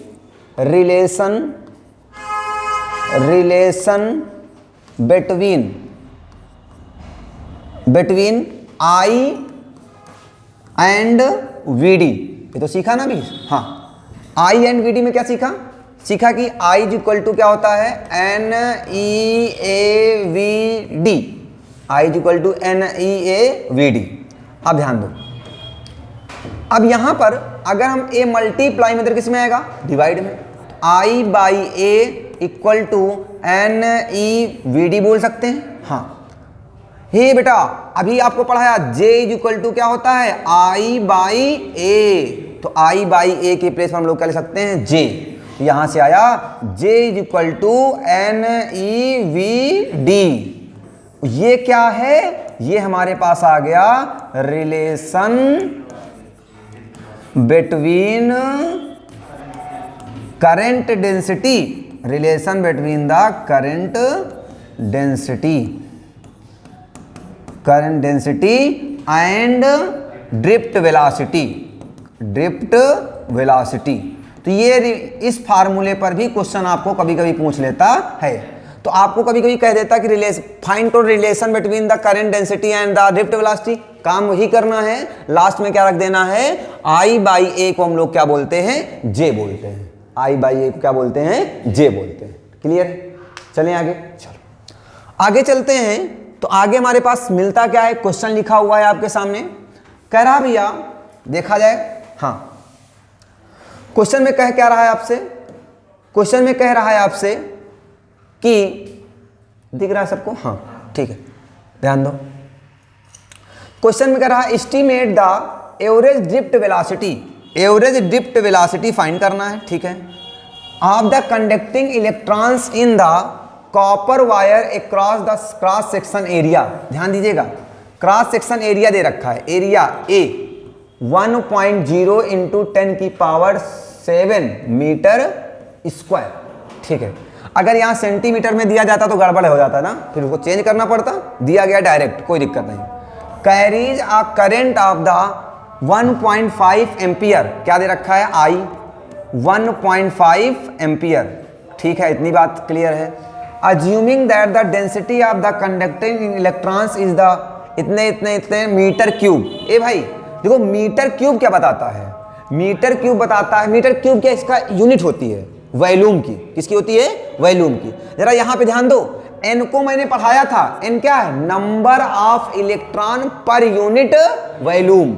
जरा ध्यान से देखो, यहां पे भी लिखा था मैंने, ये देखो यहां पे लिखा था, एन क्या है, number of electron per unit volume. ये बात, वॉल्यूम की यूनिट क्या होती है, मीटर क्यूब। करा 1 मीटर क्यूब में इतने इलेक्ट्रॉन आपके पास हैं। आई बात समझ में, ये क्वेश्चन पूछा गया था, ठीक है। तो ये क्या दे रखा है आपको, एन दे रखा है, कितना, 9 है, हाँ 9 इंटू 10 की पावर 28 मीटर क्यूब, पर मीटर क्यूब कह सकते हैं। छोड़ो नंबर ऑफ इलेक्ट्रॉन, छोड़ो। Assume average drift velocity, VD find करना है, चलो फाइंड करते हैं। देखो बेटा, हमारे पास क्या होता है, आई इज इक्वल टू होता है n E A we d, तो we D is equal to क्या आ जाएगा हमारे पास, आई अपान एन ई ए, ठीक है। तो we D is equal to I की वैल्यू तो दे रखा है 1.5, रख लिया जाए, अपान एन की वैल्यू भी दे रखा है आपको 9 इंटू 10 की पावर 28, ई की वैल्यू आपको पता ही होती है 1.6 इंटू 10 की पावर माइनस का 19, एरिया आपको दे रखा है, एरिया दे रखा है 1.0 इंटू 10 की पावर 7, ये वैल्यू दे रखा है आपको, ठीक। सॉल्व कर लिया जाए इसको, ध्यान दो इसको कैसे सॉल्व करेंगे भैया। इसको हम यहां से देखो पॉइंट हटाया जाए, इसको ऊपर लगाया जाए 0, यहां से पॉइंट हटाया जाए, ऊपर लगाया जाए एक 0, और एक 0 से एक 0 क्या हो गया, खत्म, क्या हो गया, खत्म। अब ध्यान दो, अब इसको सॉल्व करना है आपको, तो ध्यान दो, V D is equal to, ऊपर पॉइंट लगाया जाए, पॉइंट है, नीचे 0 और बढ़ा दो, चलो बढ़ा दिया, ये 0 से 0 क्या हो गया, कैंसिल हो गया, ये भी खत्म हो गया। ऊपर क्या बचा 15, ऊपर नीचे क्या बचा 9, 3 5 जा और 3 3 जा बचा, ये भी कैंसिल हो गया। ऊपर क्या बचा 5 और नीचे क्या बचा 16 बचा हुआ है यहाँ पे न्यूमेरिकल वैल्यू में, और 3 बचा है ना, 16 3 जा कितना हो जाएगा हमारे पास 48 इंटू, ऊपर बचा हुआ है कुछ नहीं। अब यहां ध्यान से देखिएगा, यहां बचा हुआ है 10 की पावर माइनस का 19, और 10 की पावर यहां लिखा हुआ है 7, क्या लिखा हुआ है 7 लिखा हुआ है, और यहां लिखा है 28। तो सुनो, ये 28 और 7 जो हो जाएगा हमारे पास कितना हो जाएगा 35 बन जाएगा, और 35 और यहां कितना हो गया हमारे पास 19, सो 35 से 19 जाएगा तो कितना बचेगा 16, और 16 नीचे बचेगा इंटू 10 की पावर 16 प्लस का बचेगा ना, ऊपर जाएगा तो माइनस का हो जाएगा। तो we D is equal to 5/48 into 10 की पावर, ऊपर जाएगा तो क्या हो जाएगा माइनस का 16, यूनिट क्या हो जाएगी इसकी मीटर पर सेकेंड। अब इसको डिवाइड कर लीजिए आप, V D is equal to, divide करेंगे पॉइंट लगाएंगे 0.1, एक ही बार ले जाओ, 0.1 इंटू 10 की पावर क्या ले लो माइनस का 16 मीटर पर सेकेंड। तो ये वैल्यू आ गई किसकी, ड्रिफ्ट वेलोसिटी की आ गई। क्लियर है, समझ में आ रही बातें हैं? चलो इस तरीके से थोड़ा सा कैलकुलेशन में बड़ा होता है, बाकी क्वेश्चन आपके इजी होंगे। ठीक है, चलो आगे चलते हैं। हाँ, तो आगे रिलेशन फिर आपसे पूछ लिया गया है। क्या पूछा गया भैया, dependence of the drift velocity on the electric field. इसका कहने का मतलब क्या है कि भैया इलेक्ट्रिक ड्रिफ्ट वेलोसिटी जो है इलेक्ट्रिक फील्ड पर कैसे डिपेंड करती है। मतलब वीडी और किसके बीच का रिलेशन निकालना है, ई के बीच का रिलेशन निकालना है। वीडी आपकी ड्रिफ्ट वेलोसिटी हो गई और ई क्या हो गया आपका, इलेक्ट्रिक फील्ड हो गई। ड्रिफ्ट वेलोसिटी और इलेक्ट्रिक फील्ड के बीच का एक रिलेशन देखा जाए, चला जाए, देखा जाए। चलो आ जाओ, कोई दिक्कत नहीं, समझिएगा थोड़ा सा। अब यहां पे अगर मैं ध्यान से देखूंगा तो भैया अभी एक चीज पढ़ाया बेटा आपको, ये हमारे पास क्या है, कोई कंडक्टर है, ठीक, ये उसका क्या है, एरिया है। इसमें कौन है भैया, फ्री इलेक्ट्रॉन्स हैं। इसमें हमारे पास क्या है, फ्री इलेक्ट्रॉन्स हैं। अब ये फ्री इलेक्ट्रॉन्स कहां पर हैं, मोशन में है, लेकिन इनकी ड्रिफ्ट वेलोसिटी कैसी है, एवरेज वेलोसिटी कितनी है, 0। इसलिए इस वायर को टच करने पर मुझे करंट एक्सपीरियंस नहीं होता है। लेकिन जैसे ही इसको मैंने एक सोर्स से कनेक्ट करा दिया, इसका पोटेंशियल कितना है, V, इलेक्ट्रिक फील्ड है E, और इसका पॉजिटिव इसका निगेटिव, करंट कितनी निकल रही है, I। तो यहां कितनी करंट जाएगी, I। अब बेटा जब करंट जाएगी तो इलेक्ट्रॉनों का मोशन ऐसे स्टार्ट हो जाएगा। Electron always move opposite to the current, है ना, क्लियर। चलो अब यहां पर समझो, इलेक्ट्रिक फील्ड इसने जनरेट कर दिया। क्या जनरेट कर दिया, इलेक्ट्रिक फील्ड जनरेट कर दिया। ठीक है, जब इलेक्ट्रिक फील्ड जनरेट कर दिया तो भैया electric field is equal to, एक फार्मूला होता है V/L। ये मैंने आपको कहां पढ़ाया था, एक याद करो तो पढ़ाया था, पोटेंशियल ग्रेडियंट। पोटेंशियल ग्रेडियंट पढ़ाया था, याद करो। ऐसे नहीं याद हो रहा तो ऐसे याद आ जाएगा, E is equal to minus का dV/dr बताया था। E is equal to minus का dV/dr ये बताया जाता है। तो ये पोटेंशियल ग्रेडियंट आपको पढ़ाया था, E is equal to V/L। देखो यहां से ना एक चीज और सीखने को मिली कि कभी कभी इलेक्ट्रिक फील्ड की यूनिट हम लोग बेसिकली क्या जानते हैं, E is equal to sir होता है F/Q होता है, न्यूटन पर कूलाम जानते हैं, है ना। और कभी कभी आपको ऐसा दे देता है, वोल्ट पर मीटर दे देता है, तो हम कंफ्यूज हो जाते हैं किसकी यूनिट है। तो ये भी जान लो किसकी यूनिट है, इलेक्ट्रिक फील्ड की यूनिट ही होती है। ठीक है, चलो अब सुनो। हाँ, तो हमें पता है E इज इक्वल टू क्या होता है, V/L होता है।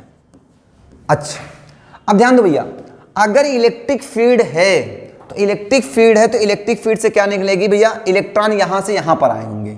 इसका लेंथ कितनी रही होगी बेटा, L रही होगी। इसका क्रॉस सेक्शन एरिया कितना था, A था। इनके इलेक्ट्रॉनों की वेलोसिटी कितनी थी, VD थी। ड्रिफ्ट वेलोसिटी के साथ मोशन कर रहे थे।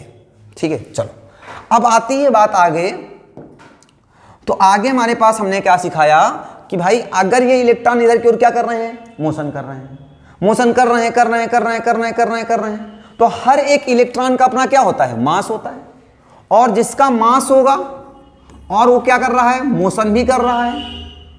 जब इलेक्ट्रॉन, ध्यान दीजिएगा, इलेक्ट्रॉन ऐसे हैं भैया, अभी बताया इलेक्ट्रॉन यहां है, आपस में क्या करेंगे, कोलिजन। तो कोलिजन से क्या प्रोड्यूस होगा, करंट नहीं प्रोड्यूस होगा भैया। इसमें अगर वेलोसिटी चेंज होगी तो क्या प्रोड्यूस होगा, एक्सीलरेशन। और एक्सीलरेशन प्रोड्यूस होगा तो मास इनटू वेलोसिटी क्या होता है, force. F is equal to ma आपको पढ़ाया कि नहीं पढ़ाया गया था, पढ़ाया गया नहीं पढ़ाया गया। अब भैया इलेक्ट्रॉन क्या है, इलेक्ट्रॉन एक पार्टिकल है ना, और हर एक पार्टिकल का अपना क्या होता है, मास। पार्टिकल का एक मास होता है। तो मास हमने कहा, मास ऑफ इलेक्ट्रॉन पता ही होता है, 9.1 इंटू 10 की पावर -31 kg, है ना। चलो अब सुनो आगे। अब आगे चलते हैं तो हमारे पास क्या मिलता है, समझिएगा मैं क्या समझाना चाह रहा हूं। मैं समझाना चाह रहा हूं इस पर एक क्या लगेगा, एक फोर्स लगेगा भैया। चलो ध्यान दो, फोर्स कैसे लगेगा, आ जाओ। तो हमने कहा the particle, the mass of electron is small m and acceleration is small a, then a force acting acting on the electrons, तो उन पर क्या लगेगा, एक फोर्स लगेगा, इलेक्ट्रॉन्स। तो एफ इज इक्वल टू क्या हो जाएगा हमारे पास, m a. F is equal to क्या हो जाएगा, एम ए होता है। इसे इक्वेशन हमने कैलकुलेट कर लिया भैया फर्स्ट। अब ध्यान दो, इन पर एक फोर्स और लगेगा due to electric field. The force acting on electrons due to electric field. अरे भाई इलेक्ट्रिक फील्ड क्या है, अगर इलेक्ट्रिक फील्ड क्या, the region around a charge where another charge experiences force of attraction और repulsion is known as the electric field. तो electric field है, अगर कोई इलेक्ट्रॉन भागेगा तो उस पर एक फोर्स लगाएगा ना। अगर इलेक्ट्रिक फील्ड पॉजिटिव है, इलेक्ट्रॉन निगेटिव, तो क्या करेगा, अट्रैक्ट। अगर इलेक्ट्रिक फील्ड निगेटिव है, इलेक्ट्रॉन भी निगेटिव, तो क्या करेगा, रिपल। तो भाई अट्रैक्शन का हो या रिपल्सन का हो, फोर्स तो लगेगा ही लगेगा ना, वो अट्रैक्टिव हो या फिर क्या हो, रिपल्सिव हो। आई बात समझ में, ठीक है। तो भैया एफ इज इक्वल टू क्या बनेगा जाके बेटे, ई क्यू। अरे भाई ई इज इक्वल टू क्या होता है, एफ अपान क्यू होता है, नहीं होता है। एफ इज इक्वल टू क्या हो जाएगा, ई क्यू। अब ध्यान दो, या इसे हम ई, हे भैया क्यू क्या है, चार्ज, क्या है, चार्ज किस पर लग रहा है, इलेक्ट्रॉन पर, तो हम क्या इसे ई बोल दूं, चार्ज तो इलेक्ट्रॉन ही है ना, ठीक है। तो एफ इज इक्वल टू क्या हो गया, ई हो गया। इक्वेशन कैलकुलेट कर लिया second, from equation first and second. दोनों फोर्स किस पर लग रहे हैं, इलेक्ट्रॉन पर लग रहे हैं, तो इलेक्ट्रॉन पर लगे, दोनों के एलएचएस क्या है, सेम है, तो आरएचएस भी सेम हो जाएंगे। तो क्या कहूंगा मैं, इसे कह देता हूं m a equal to E. तो ए इक्वल टू क्या हो जाएगा, E by m, E by m, ठीक है। अरे मल्टीप्लाई में डिवाइड में आ गया, ई बाई एम आ गया, ठीक। सुनो, अब सुनो, अच्छा ये बताओ भैया कि ये बताओ अगर इलेक्ट्रॉन मोशन कर रहे हैं तो इनके पास क्या होगी, वेलोसिटी होगी। क्या होगी, वेलोसिटी। तो हमने कहा, हाँ समझो भैया, हमें पता है v इज इक्वल टू क्या होता है, u प्लस क्या होता है, at। v is equal to क्या होता है, u प्लस at। अब ध्यान दो, v क्या है, वेलोसिटी है, तो v को हमने क्या बोल दिया, vd। v को क्या बोल दिया, vd। और u क्या है, u मतलब इनिशियल वेलोसिटी है। इनिशियल में यहां पे देखो एवरेज लिखना है, क्या लिखना है, एवरेज। तो एवरेज वेलोसिटी इनिशियली कैसी रही होगी, जीरो। भाई इलेक्ट्रॉन मोशन तो कर रहे थे लेकिन उनकी एवरेज वेलोसिटी कितनी थी, जीरो थी। लेकिन जब किसी कंडक्टर से कनेक्ट करा दिया गया तो उनकी वेलोसिटी क्या हो गई, एवरेज वेलोसिटी जीरो ना होकर के वो चेंज हो जाती है। ये तो सिखा रहा था भाई। अगर मैं मान लो कंडक्टर है, अगर इसको कनेक्शन ना दिया जाता यहां से, मान लो इसको कनेक्शन यहां से मैं काट दूं, यहां से कनेक्शन काट दूं, तो अब बताओ इसमें क्या है, इसमें इलेक्ट्रॉन मोशन तो कर रहे हैं लेकिन इनकी एवरेज वेलोसिटी कितनी है, जीरो है। और जब इसको मैंने कनेक्ट करा दिया तो अब एवरेज वेलोसिटी जीरो नहीं है। तो अब पहले इनिशियली ए एवरेज कितना रहा होगा, जीरो रहा होगा। भैया एक्सीलरेशन हमने कहा ए क्या है, ए ही है। टी टाइम ना होकर इसे हम लोगों ने क्या बोला, रिलैक्सेशन टाइम। टाउ भी बढ़ाया था ना, रिलैक्सेशन टाइम। तो भैया यहां से क्या आ जाएगा बेटा, वीडी इज इक्वल टू ये जीरो हो जाएगा प्लस ए इंटू टाउ। तो we D is equal to क्या हो जाएगा, ए टाउ। तो यहां से V D is equal to या ए इज इक्वल टू क्या निकाल सकते हैं हम लोग, हाँ छोड़ो, तो we D is equal to a के प्लेस पर हम लोग कह सकते हैं ई अपान एम। तो क्या आ गया, ई टाउ अपान क्या बन गया, एम। तो यही रिलेशन होता है V D is equal to E tau upon M, जहां पर वी डी क्या है आपकी, वी डी आपकी क्या हो गई, ड्रिफ्ट वेलोसिटी हो गई बेटा। वी डी क्या हो गई आपकी, ड्रिफ्ट वेलोसिटी हो गई। ई क्या हो गया, चार्ज ऑफ इलेक्ट्रॉन हो गया। ई क्या हो गई, इलेक्ट्रिक फील्ड हो गया। टाउ क्या हो गया, रिलैक्सेशन टाइम हो गया। एम क्या है, मास ऑफ इलेक्ट्रॉन। ठीक है, चलो, तो ये एक रिलेशन आ जाता है V D is equal to E tau upon M. We D is equal to E tau upon M. Clear है, पक्का? चले आगे, चलो, ये इंपॉर्टेंट रिलेशन है, इसको पकड़ना है। ठीक है, V D is equal to क्या हो जाएगा, ई टाउ अपान एम हो जाता है। क्लियर है? आगे चलते हैं। तो आगे हमारे पास क्या मिलता है भैया, ओम्स लॉ ना। इससे पहले थोड़ा सा एक चीज़ और जान लेते हैं।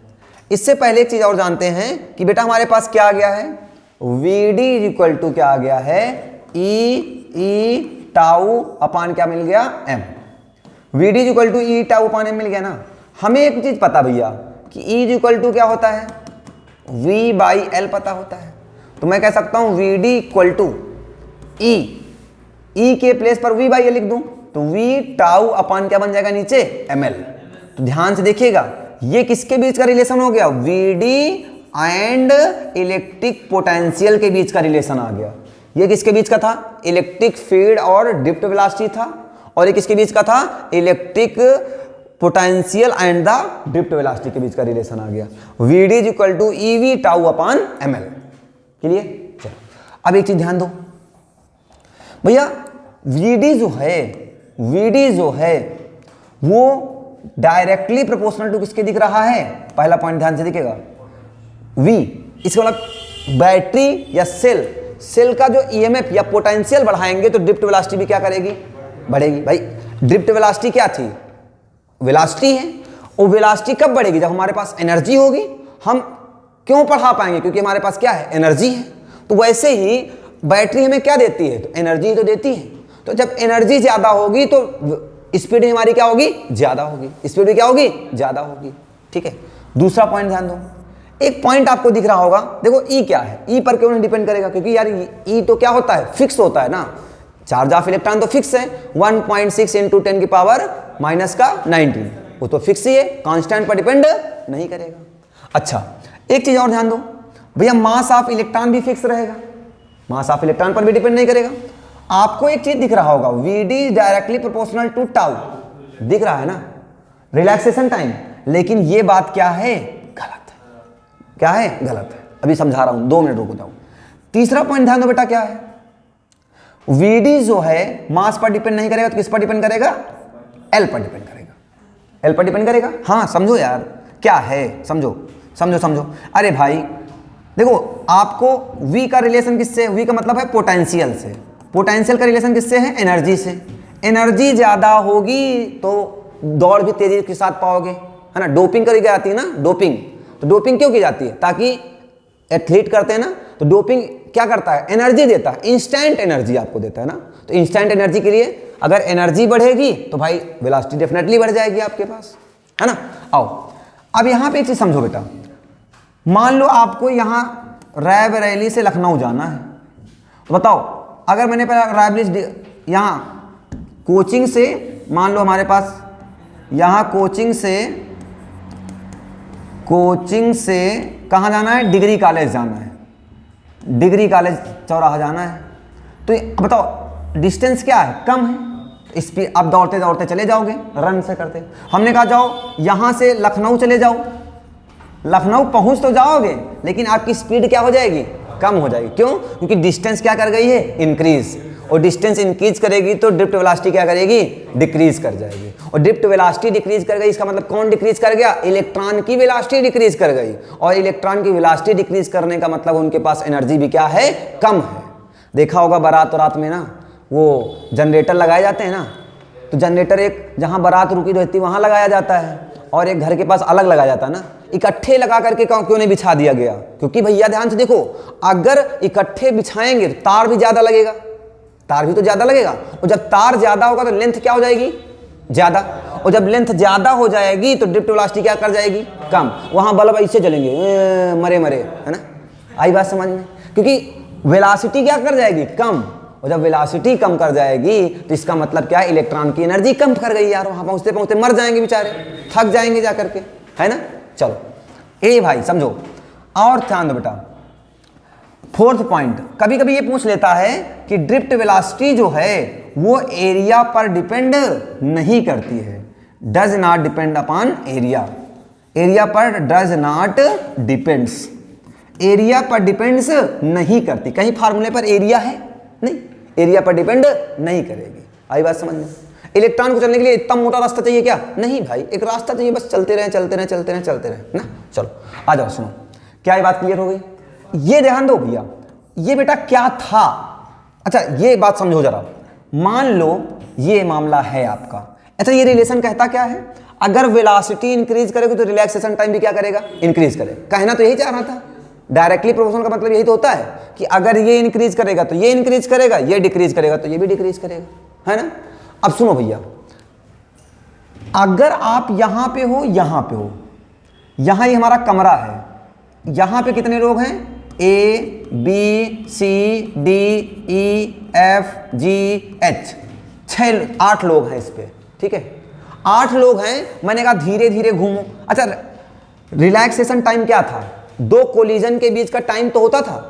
अगर मैंने कहा धीरे धीरे घूमो तो हो सकता है आप इधर से बच के चुप्पे चाप निकल जाएं, ये इधर से बच के चुप्पे चाप निकल जाए, ये इधर से निकल जाए, ये इधर से चुपचाप निकल सकते हैं। हो सकता है कोलिजन क्या होगा? कम। और जब कोलिजन कम होगा तो रिलैक्सेशन टाइम आपका क्या होगा? ज्यादा होगा। रिलैक्सेशन टाइम क्या होगा? ज्यादा हो जाएगा। और लेकिन अगर मैंने कहा बहुत तेजी के साथ दौड़ो, स्पीड आपकी क्या कर दें? बढ़ा दें, तो जैसे बढ़े थड़ाक आगे बढ़े, फिर थड़ाक थड़ाक थड़ाक थड़ाक, मतलब कोलिजन क्या हो जाएगा? जल्दी जल्दी हो जाएगा। और जब कोलिजन जल्दी जल्दी होगा तो रिलैक्सेशन टाइम क्या करेगा? डिक्रीज करेगा। भाई जल्दी जल्दी लड़ रहे हो इस कमरे में सब लोग, जब जल्दी जल्दी उठे फिर लड़ गए, उठे फिर लड़ गए, उठे फिर लड़ गए, तो बताओ कोलिजन का टाइम क्या हो गया? इंटरवल ज्यादा हो गया। और टाइम इंटरवल मतलब जल्दी जल्दी हो गया, कम हो गया, तो बताओ रिलैक्सेशन टाइम क्या कर जाएगा? डिक्रीज करेगा, नहीं करेगा? तो वेलोसिटी इंक्रीज करने पर रिलैक्सेशन टाइम क्या करता है? डिक्रीज करता है। क्या करता है? डिक्रीज करता है। आई बात समझ? पक्का? चलो चलें आगे। क्लियर है इतनी बातें? आगे चलते हैं। तो आगे हमारे पास क्या आता बेटा? Ohm's law. क्या कहता है ओम्स लॉ? ओम्स लॉ ये कहता है भाई कि मान लो अगर ये हमारे पास एक कोई कंडक्टर है, कंडक्टर मतलब ड्राइवर नहीं, कंडक्टर मतलब वायर। हमारे पास ये कोई कंडक्टर है और इस कंडक्टर को मैंने क्या किया? एक सोर्स से कनेक्ट कर दिया, V वोल्ट के सोर्स से कनेक्ट कर दिया। तो इससे क्या निकलेगी भैया? करंट निकलेगी। क्या निकलेगी? करंट। अब कहता है कि अगर इस वायर की फिजिकल क्वांटिटी, जैसे टेम्परेचर हो गया, प्रेशर हो गया, एरिया हो गया, इन सारी चीजों को चेंज ना किया जाए, does not change, physical quantity को चेंज ना किया जाए, तो कहता क्या है कि V is directly proportional to क्या होता है? I। मतलब electric potential difference is directly proportional to electric current flowing in the conductor. आई बात समझ में? अब भैया प्रोपोर्शनल का साइन हटेगा तो क्या आएगा? एक कांस्टेंट। कांस्टेंट क्या आता है? R। यहां पर V upon I equal to क्या हो जाता है? R। वो R को हम रेजिस्टेंस तो बोलते हैं, लेकिन यहां पर ओम्स लॉ में क्या किसकी तरीके से बिहेव कर रहा है? कांस्टेंट की तरीके से बिहेव कर रहा है। V upon I equal to क्या हो जाएगा? R हो जाएगा। आई बात समझ में? ये है ओम्स लॉ। क्या कहता? ध्यान दो। करा it state that the current I flowing through a conductor is always directly proportional to the potential difference V across the ends of the conductor provided that the physical conditions मतलब temperature हो गया, mechanical strain हो गया, etc are kept constant. अगर change ना किया जाए तो V is directly proportional to किसके होता है? I। अगर आप ये ना लिख पाओ तो ऐसा भी कह सकते हो, the ratio of the electric potential and electric current is always remain constant, is always remain constant. आई बात समझ में? पक्का समझ में आई बात? चलें आगे।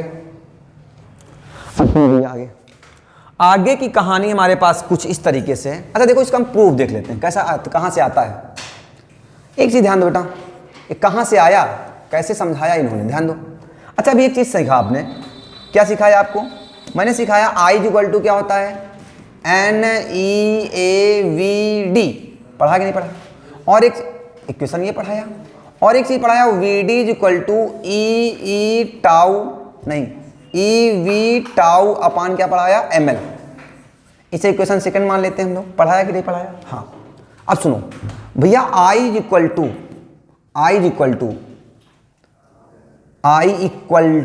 ध्यान से देखिएगा, NEA VD के प्लेस पर क्या हम इसको लिख सकते हैं?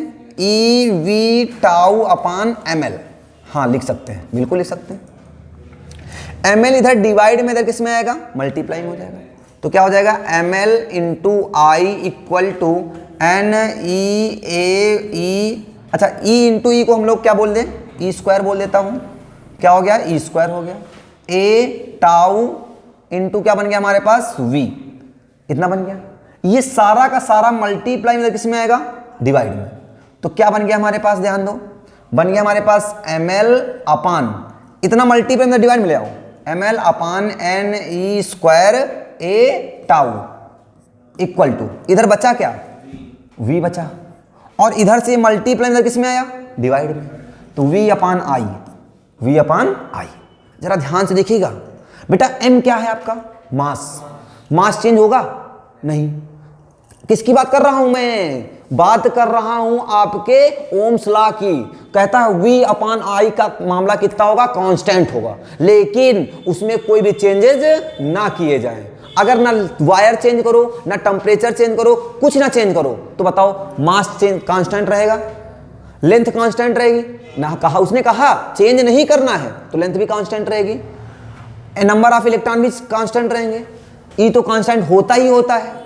वो कह रहा एरिया भी चेंज ना करो, तो बताओ टाउ भी चेंज नहीं होगा। जब कुछ चेंज ही नहीं हो रहा है, नंबर ऑफ इलेक्ट्रॉन नहीं चेंज हो रहे हैं, एनर्जी नहीं चेंज हो रही है, तो बताओ सब कुछ कांस्टेंट रहेगा नहीं कहेंगे। तो क्या इसे हम v upon I equal to constant बोल सकते हैं, नहीं बोल सकते हैं। और इस कांस्टेंट की वैल्यू कितनी है, ml upon N E square A tau.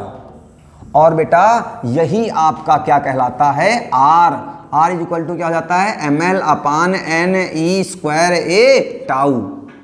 आई बात समझ में, हाँ, इस पर भी न्यूमेरिकल आपसे पूछे जाते हैं। r is equal to ml upon N E square A tau. Clear है, चलो मजा आ रही है,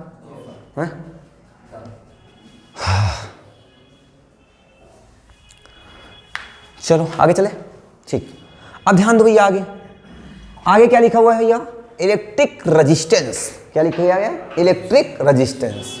ये क्या होता है, इट इज डिफाइंड, अरे यार ये तो भी पढ़ा अभी आपने, वही तो है, v upon I equal to क्या होता है, r। r को क्या बोलते हैं, इलेक्ट्रिक रेजिस्टेंस, इलेक्ट्रिक रेजिस्टेंस। अब भाई इलेक्ट्रिक रेजिस्टेंस होता क्या है, हाँ ये भैया क्या होता है, इसको which oppose to flow of current, flow of current, जो करंट को अपोज करेगा ना वही क्या है, रेजिस्टेंस।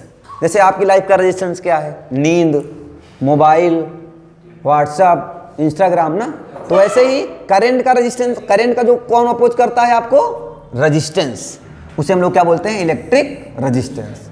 कहता है, हाँ एक चीज ध्यान दीजिएगा, थोड़ा सा इधर छूट गया। अगर कोई पूछ ले ओमिक सर्किट क्या होते हैं, जो ओम्स लॉ को फॉलो करते हैं क्या कहलाते हैं, ओमिक सर्किट, और जो ओम लॉ को फॉलो नहीं करते हैं क्या कहलाते हैं, अनोमिक सर्किट, अनोमिक सर्किट या नॉन ओमिक सर्किट, है ना। चलो आगे चले, सुनो भैया, the ratio of the V and I are always equal to R. Electric resistance, the ratio of the electric potential and electric current is always R. कह सकते हैं, देखो देखो, it is defined as the ratio of the potential difference applied across the ends of the conductor to the current flowing in the through it. Clear, चलो sure बात है, चलें आगे। अच्छा सर, अभी आर तो सीखा था ना बेटा आपने, क्या पढ़ाया था, ml upon N E square A tau. R is equal to ml upon N E square A tau, सीखा था। क्लियर, चलो यूनिट क्या होती है इसकी भैया, यूनिट ध्यान दीजिएगा, v मतलब वोल्ट, I मतलब एम्पियर, वोल्ट पर एम्पियर, या फिर इसे बोलते हैं क्या, ओम। क्या बोलते हैं, ओम। क्या बोलते हैं, ओम ना। ये वाला ओम नहीं यार, ये ओम का सिंबल होता ना, ये तो ओम नहीं है, ये तो महाकाल वाला है। क्यों, महाकाल वाला ओम नहीं, ठीक है। चलो ध्यान दो, तो ये किसकी यूनिट क्या हो जाती है, ओम हो जाती है। क्लियर है, चलो। हाँ भगवान,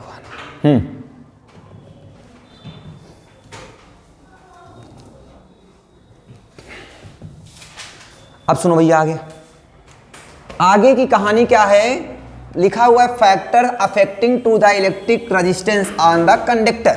कौन कौन इफेक्ट करता है रेजिस्टेंस पर, क्या किसका किसका इफेक्ट पड़ता है। तो पहला क्या लिखा हुआ भैया, हाँ अभी फार्मूला भी पढ़ाया था ना, R = ml/n/e²a टाउ। टी नहीं लिखा हुआ है, टाउ लिखा हुआ है ना, ठीक है टाउ लिखा हुआ है, ml/n/e²a टाउ सिखाया था। तो पहला क्या लिखा हुआ भैया, it is directly proportional to length of the conductor. देखो यहाँ पे फार्मूले से सीखो यार, R = ml/n/e²a टाउ। तो पहला पॉइंट क्या लिखा हमने, जो R है वो डायरेक्टली प्रोपोर्शनल टू किसके होता है, लेंथ के। सही बात है, जितना लंबा रास्ता होगा उतनी ज़्यादा रेजिस्टेंस क्या होगी, ज़्यादा होगा, है ना। जितना बड़ा एम होता है मुश्किलें उतनी ही ज़्यादा होती है ना, रेजिस्टेंस उतना ज़्यादा होता है ना। चलो दूसरा पॉइंट ध्यान दो भैया, कह रहा बेटा क्या, it is inversely proportional to a cross section area. R is inversely proportional to क्या हो जाता है, एरिया। अगर आपका रास्ता अच्छा है, एरिया ज़्यादा है, सकरे रास्ते से जाने में दिक्कत होगी ना आपको, लेकिन बड़े रास्ते से जाने में दिक्कत कम होगी। एरिया इंक्रीज करेगा तो रेजिस्टेंस क्या करेगा, डिक्रीज करेगा। जैसे जैसे अभी देखो, जब आप प्राइमरी स्टेज पर होते हैं तो आपके पास रास्ते कई सारे होते हैं ना। जब रास्ते कई सारे होते हैं तो रेजिस्टेंस आपके पास क्या होता है, कम, तनाव कम होता है। जैसे जैसे आप 12th में पहुंच गए तो क्या हुआ, एरिया क्या होता जा रहा है, कम होता जा रहा है, क्योंकि जिम्मेदारियां आपके पास क्या होती जा रही हैं, हावी होती जा रही हैं। एरिया क्या हो गया, कम। तो एरिया कम हो गया तो रेजिस्टेंस क्या हो जाता है, ज़्यादा। इस समय आप प्रेशर पे होंगे, बोर्ड एग्जाम है, उसके बाद अपनी लाइफ भी इंजॉय करनी है। मतलब इंजॉय का मतलब क्या है, अपनी लाइफ भी सेटल करनी है। तो अब आपके पास ऑप्शन धीरे धीरे क्या होते जा रहे हैं, कम होते जा रहे हैं। अभी तक आप 9th-10th में थे, सोच रहे थे चलो डॉक्टर बन जाएंगे, इंजीनियर बन जाएंगे, ये बन जाएंगे, वो बन जाएंगे। अब आपने एक स्ट्रीम चुन लिया कि मुझे इसी फील्ड में जाना है, तो ऑप्शन क्या हो गया, कम। और जब ऑप्शन कम हो जाएंगे तो मुश्किलें क्या हो जाती हैं, ज़्यादा हो जाएंगी ना। तो ऐसे ये भी है, एरिया इंक्रीज करने पर रेजिस्टेंस क्या करेगा, डिक्रीज करेगा, है ना। चलो और तीसरा पॉइंट क्या रहेगा, it is inversely proportional to relaxation time. दिख रहा है तीसरा, R is inversely proportional to क्या दिख रहा है, ये दिख रहा है, टाउ। ठीक है, चलो देखो, जिसको रिलैक्स करने का टाइम ज्यादा है, इसका मतलब उसकी जिंदगी में दिक्कतें क्या हैं, कम है यार, श्योर सी बात है। जिसकी जिंदगी में रिलैक्स करने का टाइम है, इसका मतलब उसकी जिंदगी में R का मतलब क्या है, रेजिस्टेंस, रुकावटें कम है ना। ये बढ़ेगा तो ये क्या करेगा, कम हो जाएगा, है ना, श्योर सी बात है। समझ गए। वैसे लाइफ है, वैसे ये भी काम करते हैं, ये भी, इसकी भी तो अपनी लाइफ है। अच्छा अब बात करते हैं बेटा इलेक्ट्रिक रजिस्टिविटी या स्पेसिफिक रेजिस्टेंस। स्पेसिफिक रेजिस्टेंस ये क्या होता है सर, आइए ध्यान दो बेटा, अच्छा क्वेश्चन है, ध्यान दीजिएगा। अभी आपने क्या सीखा, अभी आपको मैंने सिखाया, ए बेटा ये सबसे पहले तो ये जान लो स्पेसिफिक रेजिस्टेंस क्या होता है या रजिस्टिविटी क्या होती है। It is the property of material. किसकी प्रॉपर्टी होती है, मटेरियल की प्रॉपर्टी होती है। कहने का मतलब ध्यान दो, मान लो इतना बड़ा कॉपर का वायर है और एक इतना बड़ा कॉपर का वायर है, दोनों की रजिस्टिविटी क्या होगी, सेम होगी। रजिस्टिविटी उसके लेंथ एरिया किसी पर डिपेंड नहीं करती है, डिपेंड किस पर करती है, उसके मटेरियल पर डिपेंड करती है। पहली चीज तो ये जान लो, क्वेश्चन ये पूछा जाता है कि एक वायर है, उस वायर को 2 टाइम्स कर दिया जाए तो उसकी रजिस्टिविटी पर क्या इफेक्ट पड़ेगा। तो बच्चे कहते हैं 2 टाइम 4 टाइम ऑप्शन लिखा होता है, कर देते हैं, नहीं, लेकिन उसकी रजिस्टिविटी पर इफेक्ट कोई भी नहीं पड़ेगा। क्लियर है। चलो आप ध्यान दो बेटा, रजिस्टिविटी को डिनोट करते हैं हम लोग रो से। किससे नोट करते हैं, रो। ठीक है, अभी आपने पढ़ा R = क्या होता है, ml/n/e²a टाउ। बेटा इसको इधर फेंको तो क्या हो जाएगा, RA हो जाएगा। L को इधर ले आओ, अपान A हो जाएगा, इक्वल टू क्या बन जाएगा, m/n/e² टाउ। देखो किसी सेम मटेरियल का, किसी मान लो कॉपर है तो कॉपर का एटॉमिक नंबर क्या होता है आपका, 29 होता है। बताओ इसमें नंबर ऑफ इलेक्ट्रॉन क्या है, फिक्स, कितने हैं, फिक्स है। तो बताओ मास भी सेम रहेगा, नंबर ऑफ इलेक्ट्रॉन भी सेम रहेंगे, चार्ज ऑफ इलेक्ट्रॉन भी सेम रहेगा, रिलैक्सेशन टाइम भी क्या रहेगा, सेम। और यही क्या कहलाता है, रो कहलाता है। क्या कहलाता है, रो। तो भैया रो इज इक्वल टू क्या आ गया हमारे पास, R A by L. Rho is equal to क्या हो जाता है, आर ए बाई एल। चाहे तो आर ए बाई एल कहो और चाहे इसे क्या हो M upon N E square tau. ठीक है, चलो क्लियर है। हाँ, अब यहां पे देखो आपके माइंड में फार्मूला रहता है sir, rho is equal to R A by L रहता है, तो कभी कभी क्वेश्चन पूछ लेता है कितना, तो आपको लगता है कि R is directly, rho is directly proportional to R दिख रहा है। आपसे जब क्वेश्चन पूछा जाता है कि रेजिस्टेंस इंक्रीज किया गया है तो उसकी रेजिस्टिविटी पर क्या इफेक्ट पड़ेगा, तो आप क्या कहते हैं, ये इंक्रीज करोगे तो ये भी यार इंक्रीज करना चाहिए, है ना। लेकिन इस पर डिपेंड नहीं करता है, it is the property of the material. ठीक है, अगर कॉपर जिसका भी मटेरियल है, अगर सेम मटेरियल है तो उसकी रेजिस्टिविटी पर कोई इफेक्ट नहीं पड़ेगा। समझ में आया, क्लियर है। चलो, तो भैया एक चीज समझ लिया बेटा, इसकी यूनिट देख लेते हैं हम लोग। रेजिस्टेंस क्या होता है, ओम। ये क्या होता है, मीटर स्क्वायर अपान क्या हो जाएगा, मीटर। 1 मीटर 1 मीटर मर जाएगा तो यूनिट क्या हो जाएगी, ओम इंटू मीटर। यूनिट क्या हो गई, ओम इंटू मीटर। क्लियर हो गई। चलें आगे, चलो आगे चलते हैं। तो नेक्स्ट टॉपिक हमारा क्या मिलता है, इलेक्ट्रिक कंडक्टिविटी। क्या नाम दिया गया है, इलेक्ट्रिक कंडक्टिविटी। इलेक्ट्रिक कंडक्टिविटी क्या होती है, अच्छा ध्यान दो, it is the reciprocal of the resistivity. इसे नोट करते हैं सिग्मा से। सिग्मा इज इक्वल टू होता है 1 upon rho. Sigma is equal to 1 upon rho. It is the reciprocal of the resistivity. Resistivity के रेसिप्रोकल को हम लोग क्या बोलते हैं, कंडक्टिविटी बोलते हैं। क्लियर। अच्छा, फार्मूला नोट कर लो, रो इज इक्वल टू क्या था भैया हमारे पास, आर ए बाई एल। तो एल कहां जाएगा, ऊपर। सिग्मा इज इक्वल टू क्या हो जाएगा, एल अपान आर ए। यह एक रिलेशन और बताया था, ऐसे बताया था भैया आपको, sigma is equal to 1 upon M upon N E square A tau. तो ये कहां जाएगा, तो सिग्मा इज इक्वल टू क्या हो जाएगा, N E square A tau अपान, ए नहीं था यार, ए गलत बात है, ए कट्टम पिट्टम हो गया था ना, ए तो उधर ही चला गया था। टाउ अपान क्या हो जाएगा हमारे पास, एम। तो ये भी एक फार्मूला आ गया। ठीक है, यूनिट क्या हो जाएगी इसकी भैया, यूनिट ध्यान से देखिएगा, यूनिट इसकी क्या हो जाएगी हमारे पास, हाँ ध्यान दो, आर, एल क्या है, मीटर, ये क्या हमारे पास ओम, ये क्या है मीटर स्क्वायर। तो मीटर कैंसिल हो जाएगा, तो 1 अपान ओम इंटू मीटर। तो इसे हम लोग क्या बोलते हैं, ओम इंटू मीटर इनवर्स।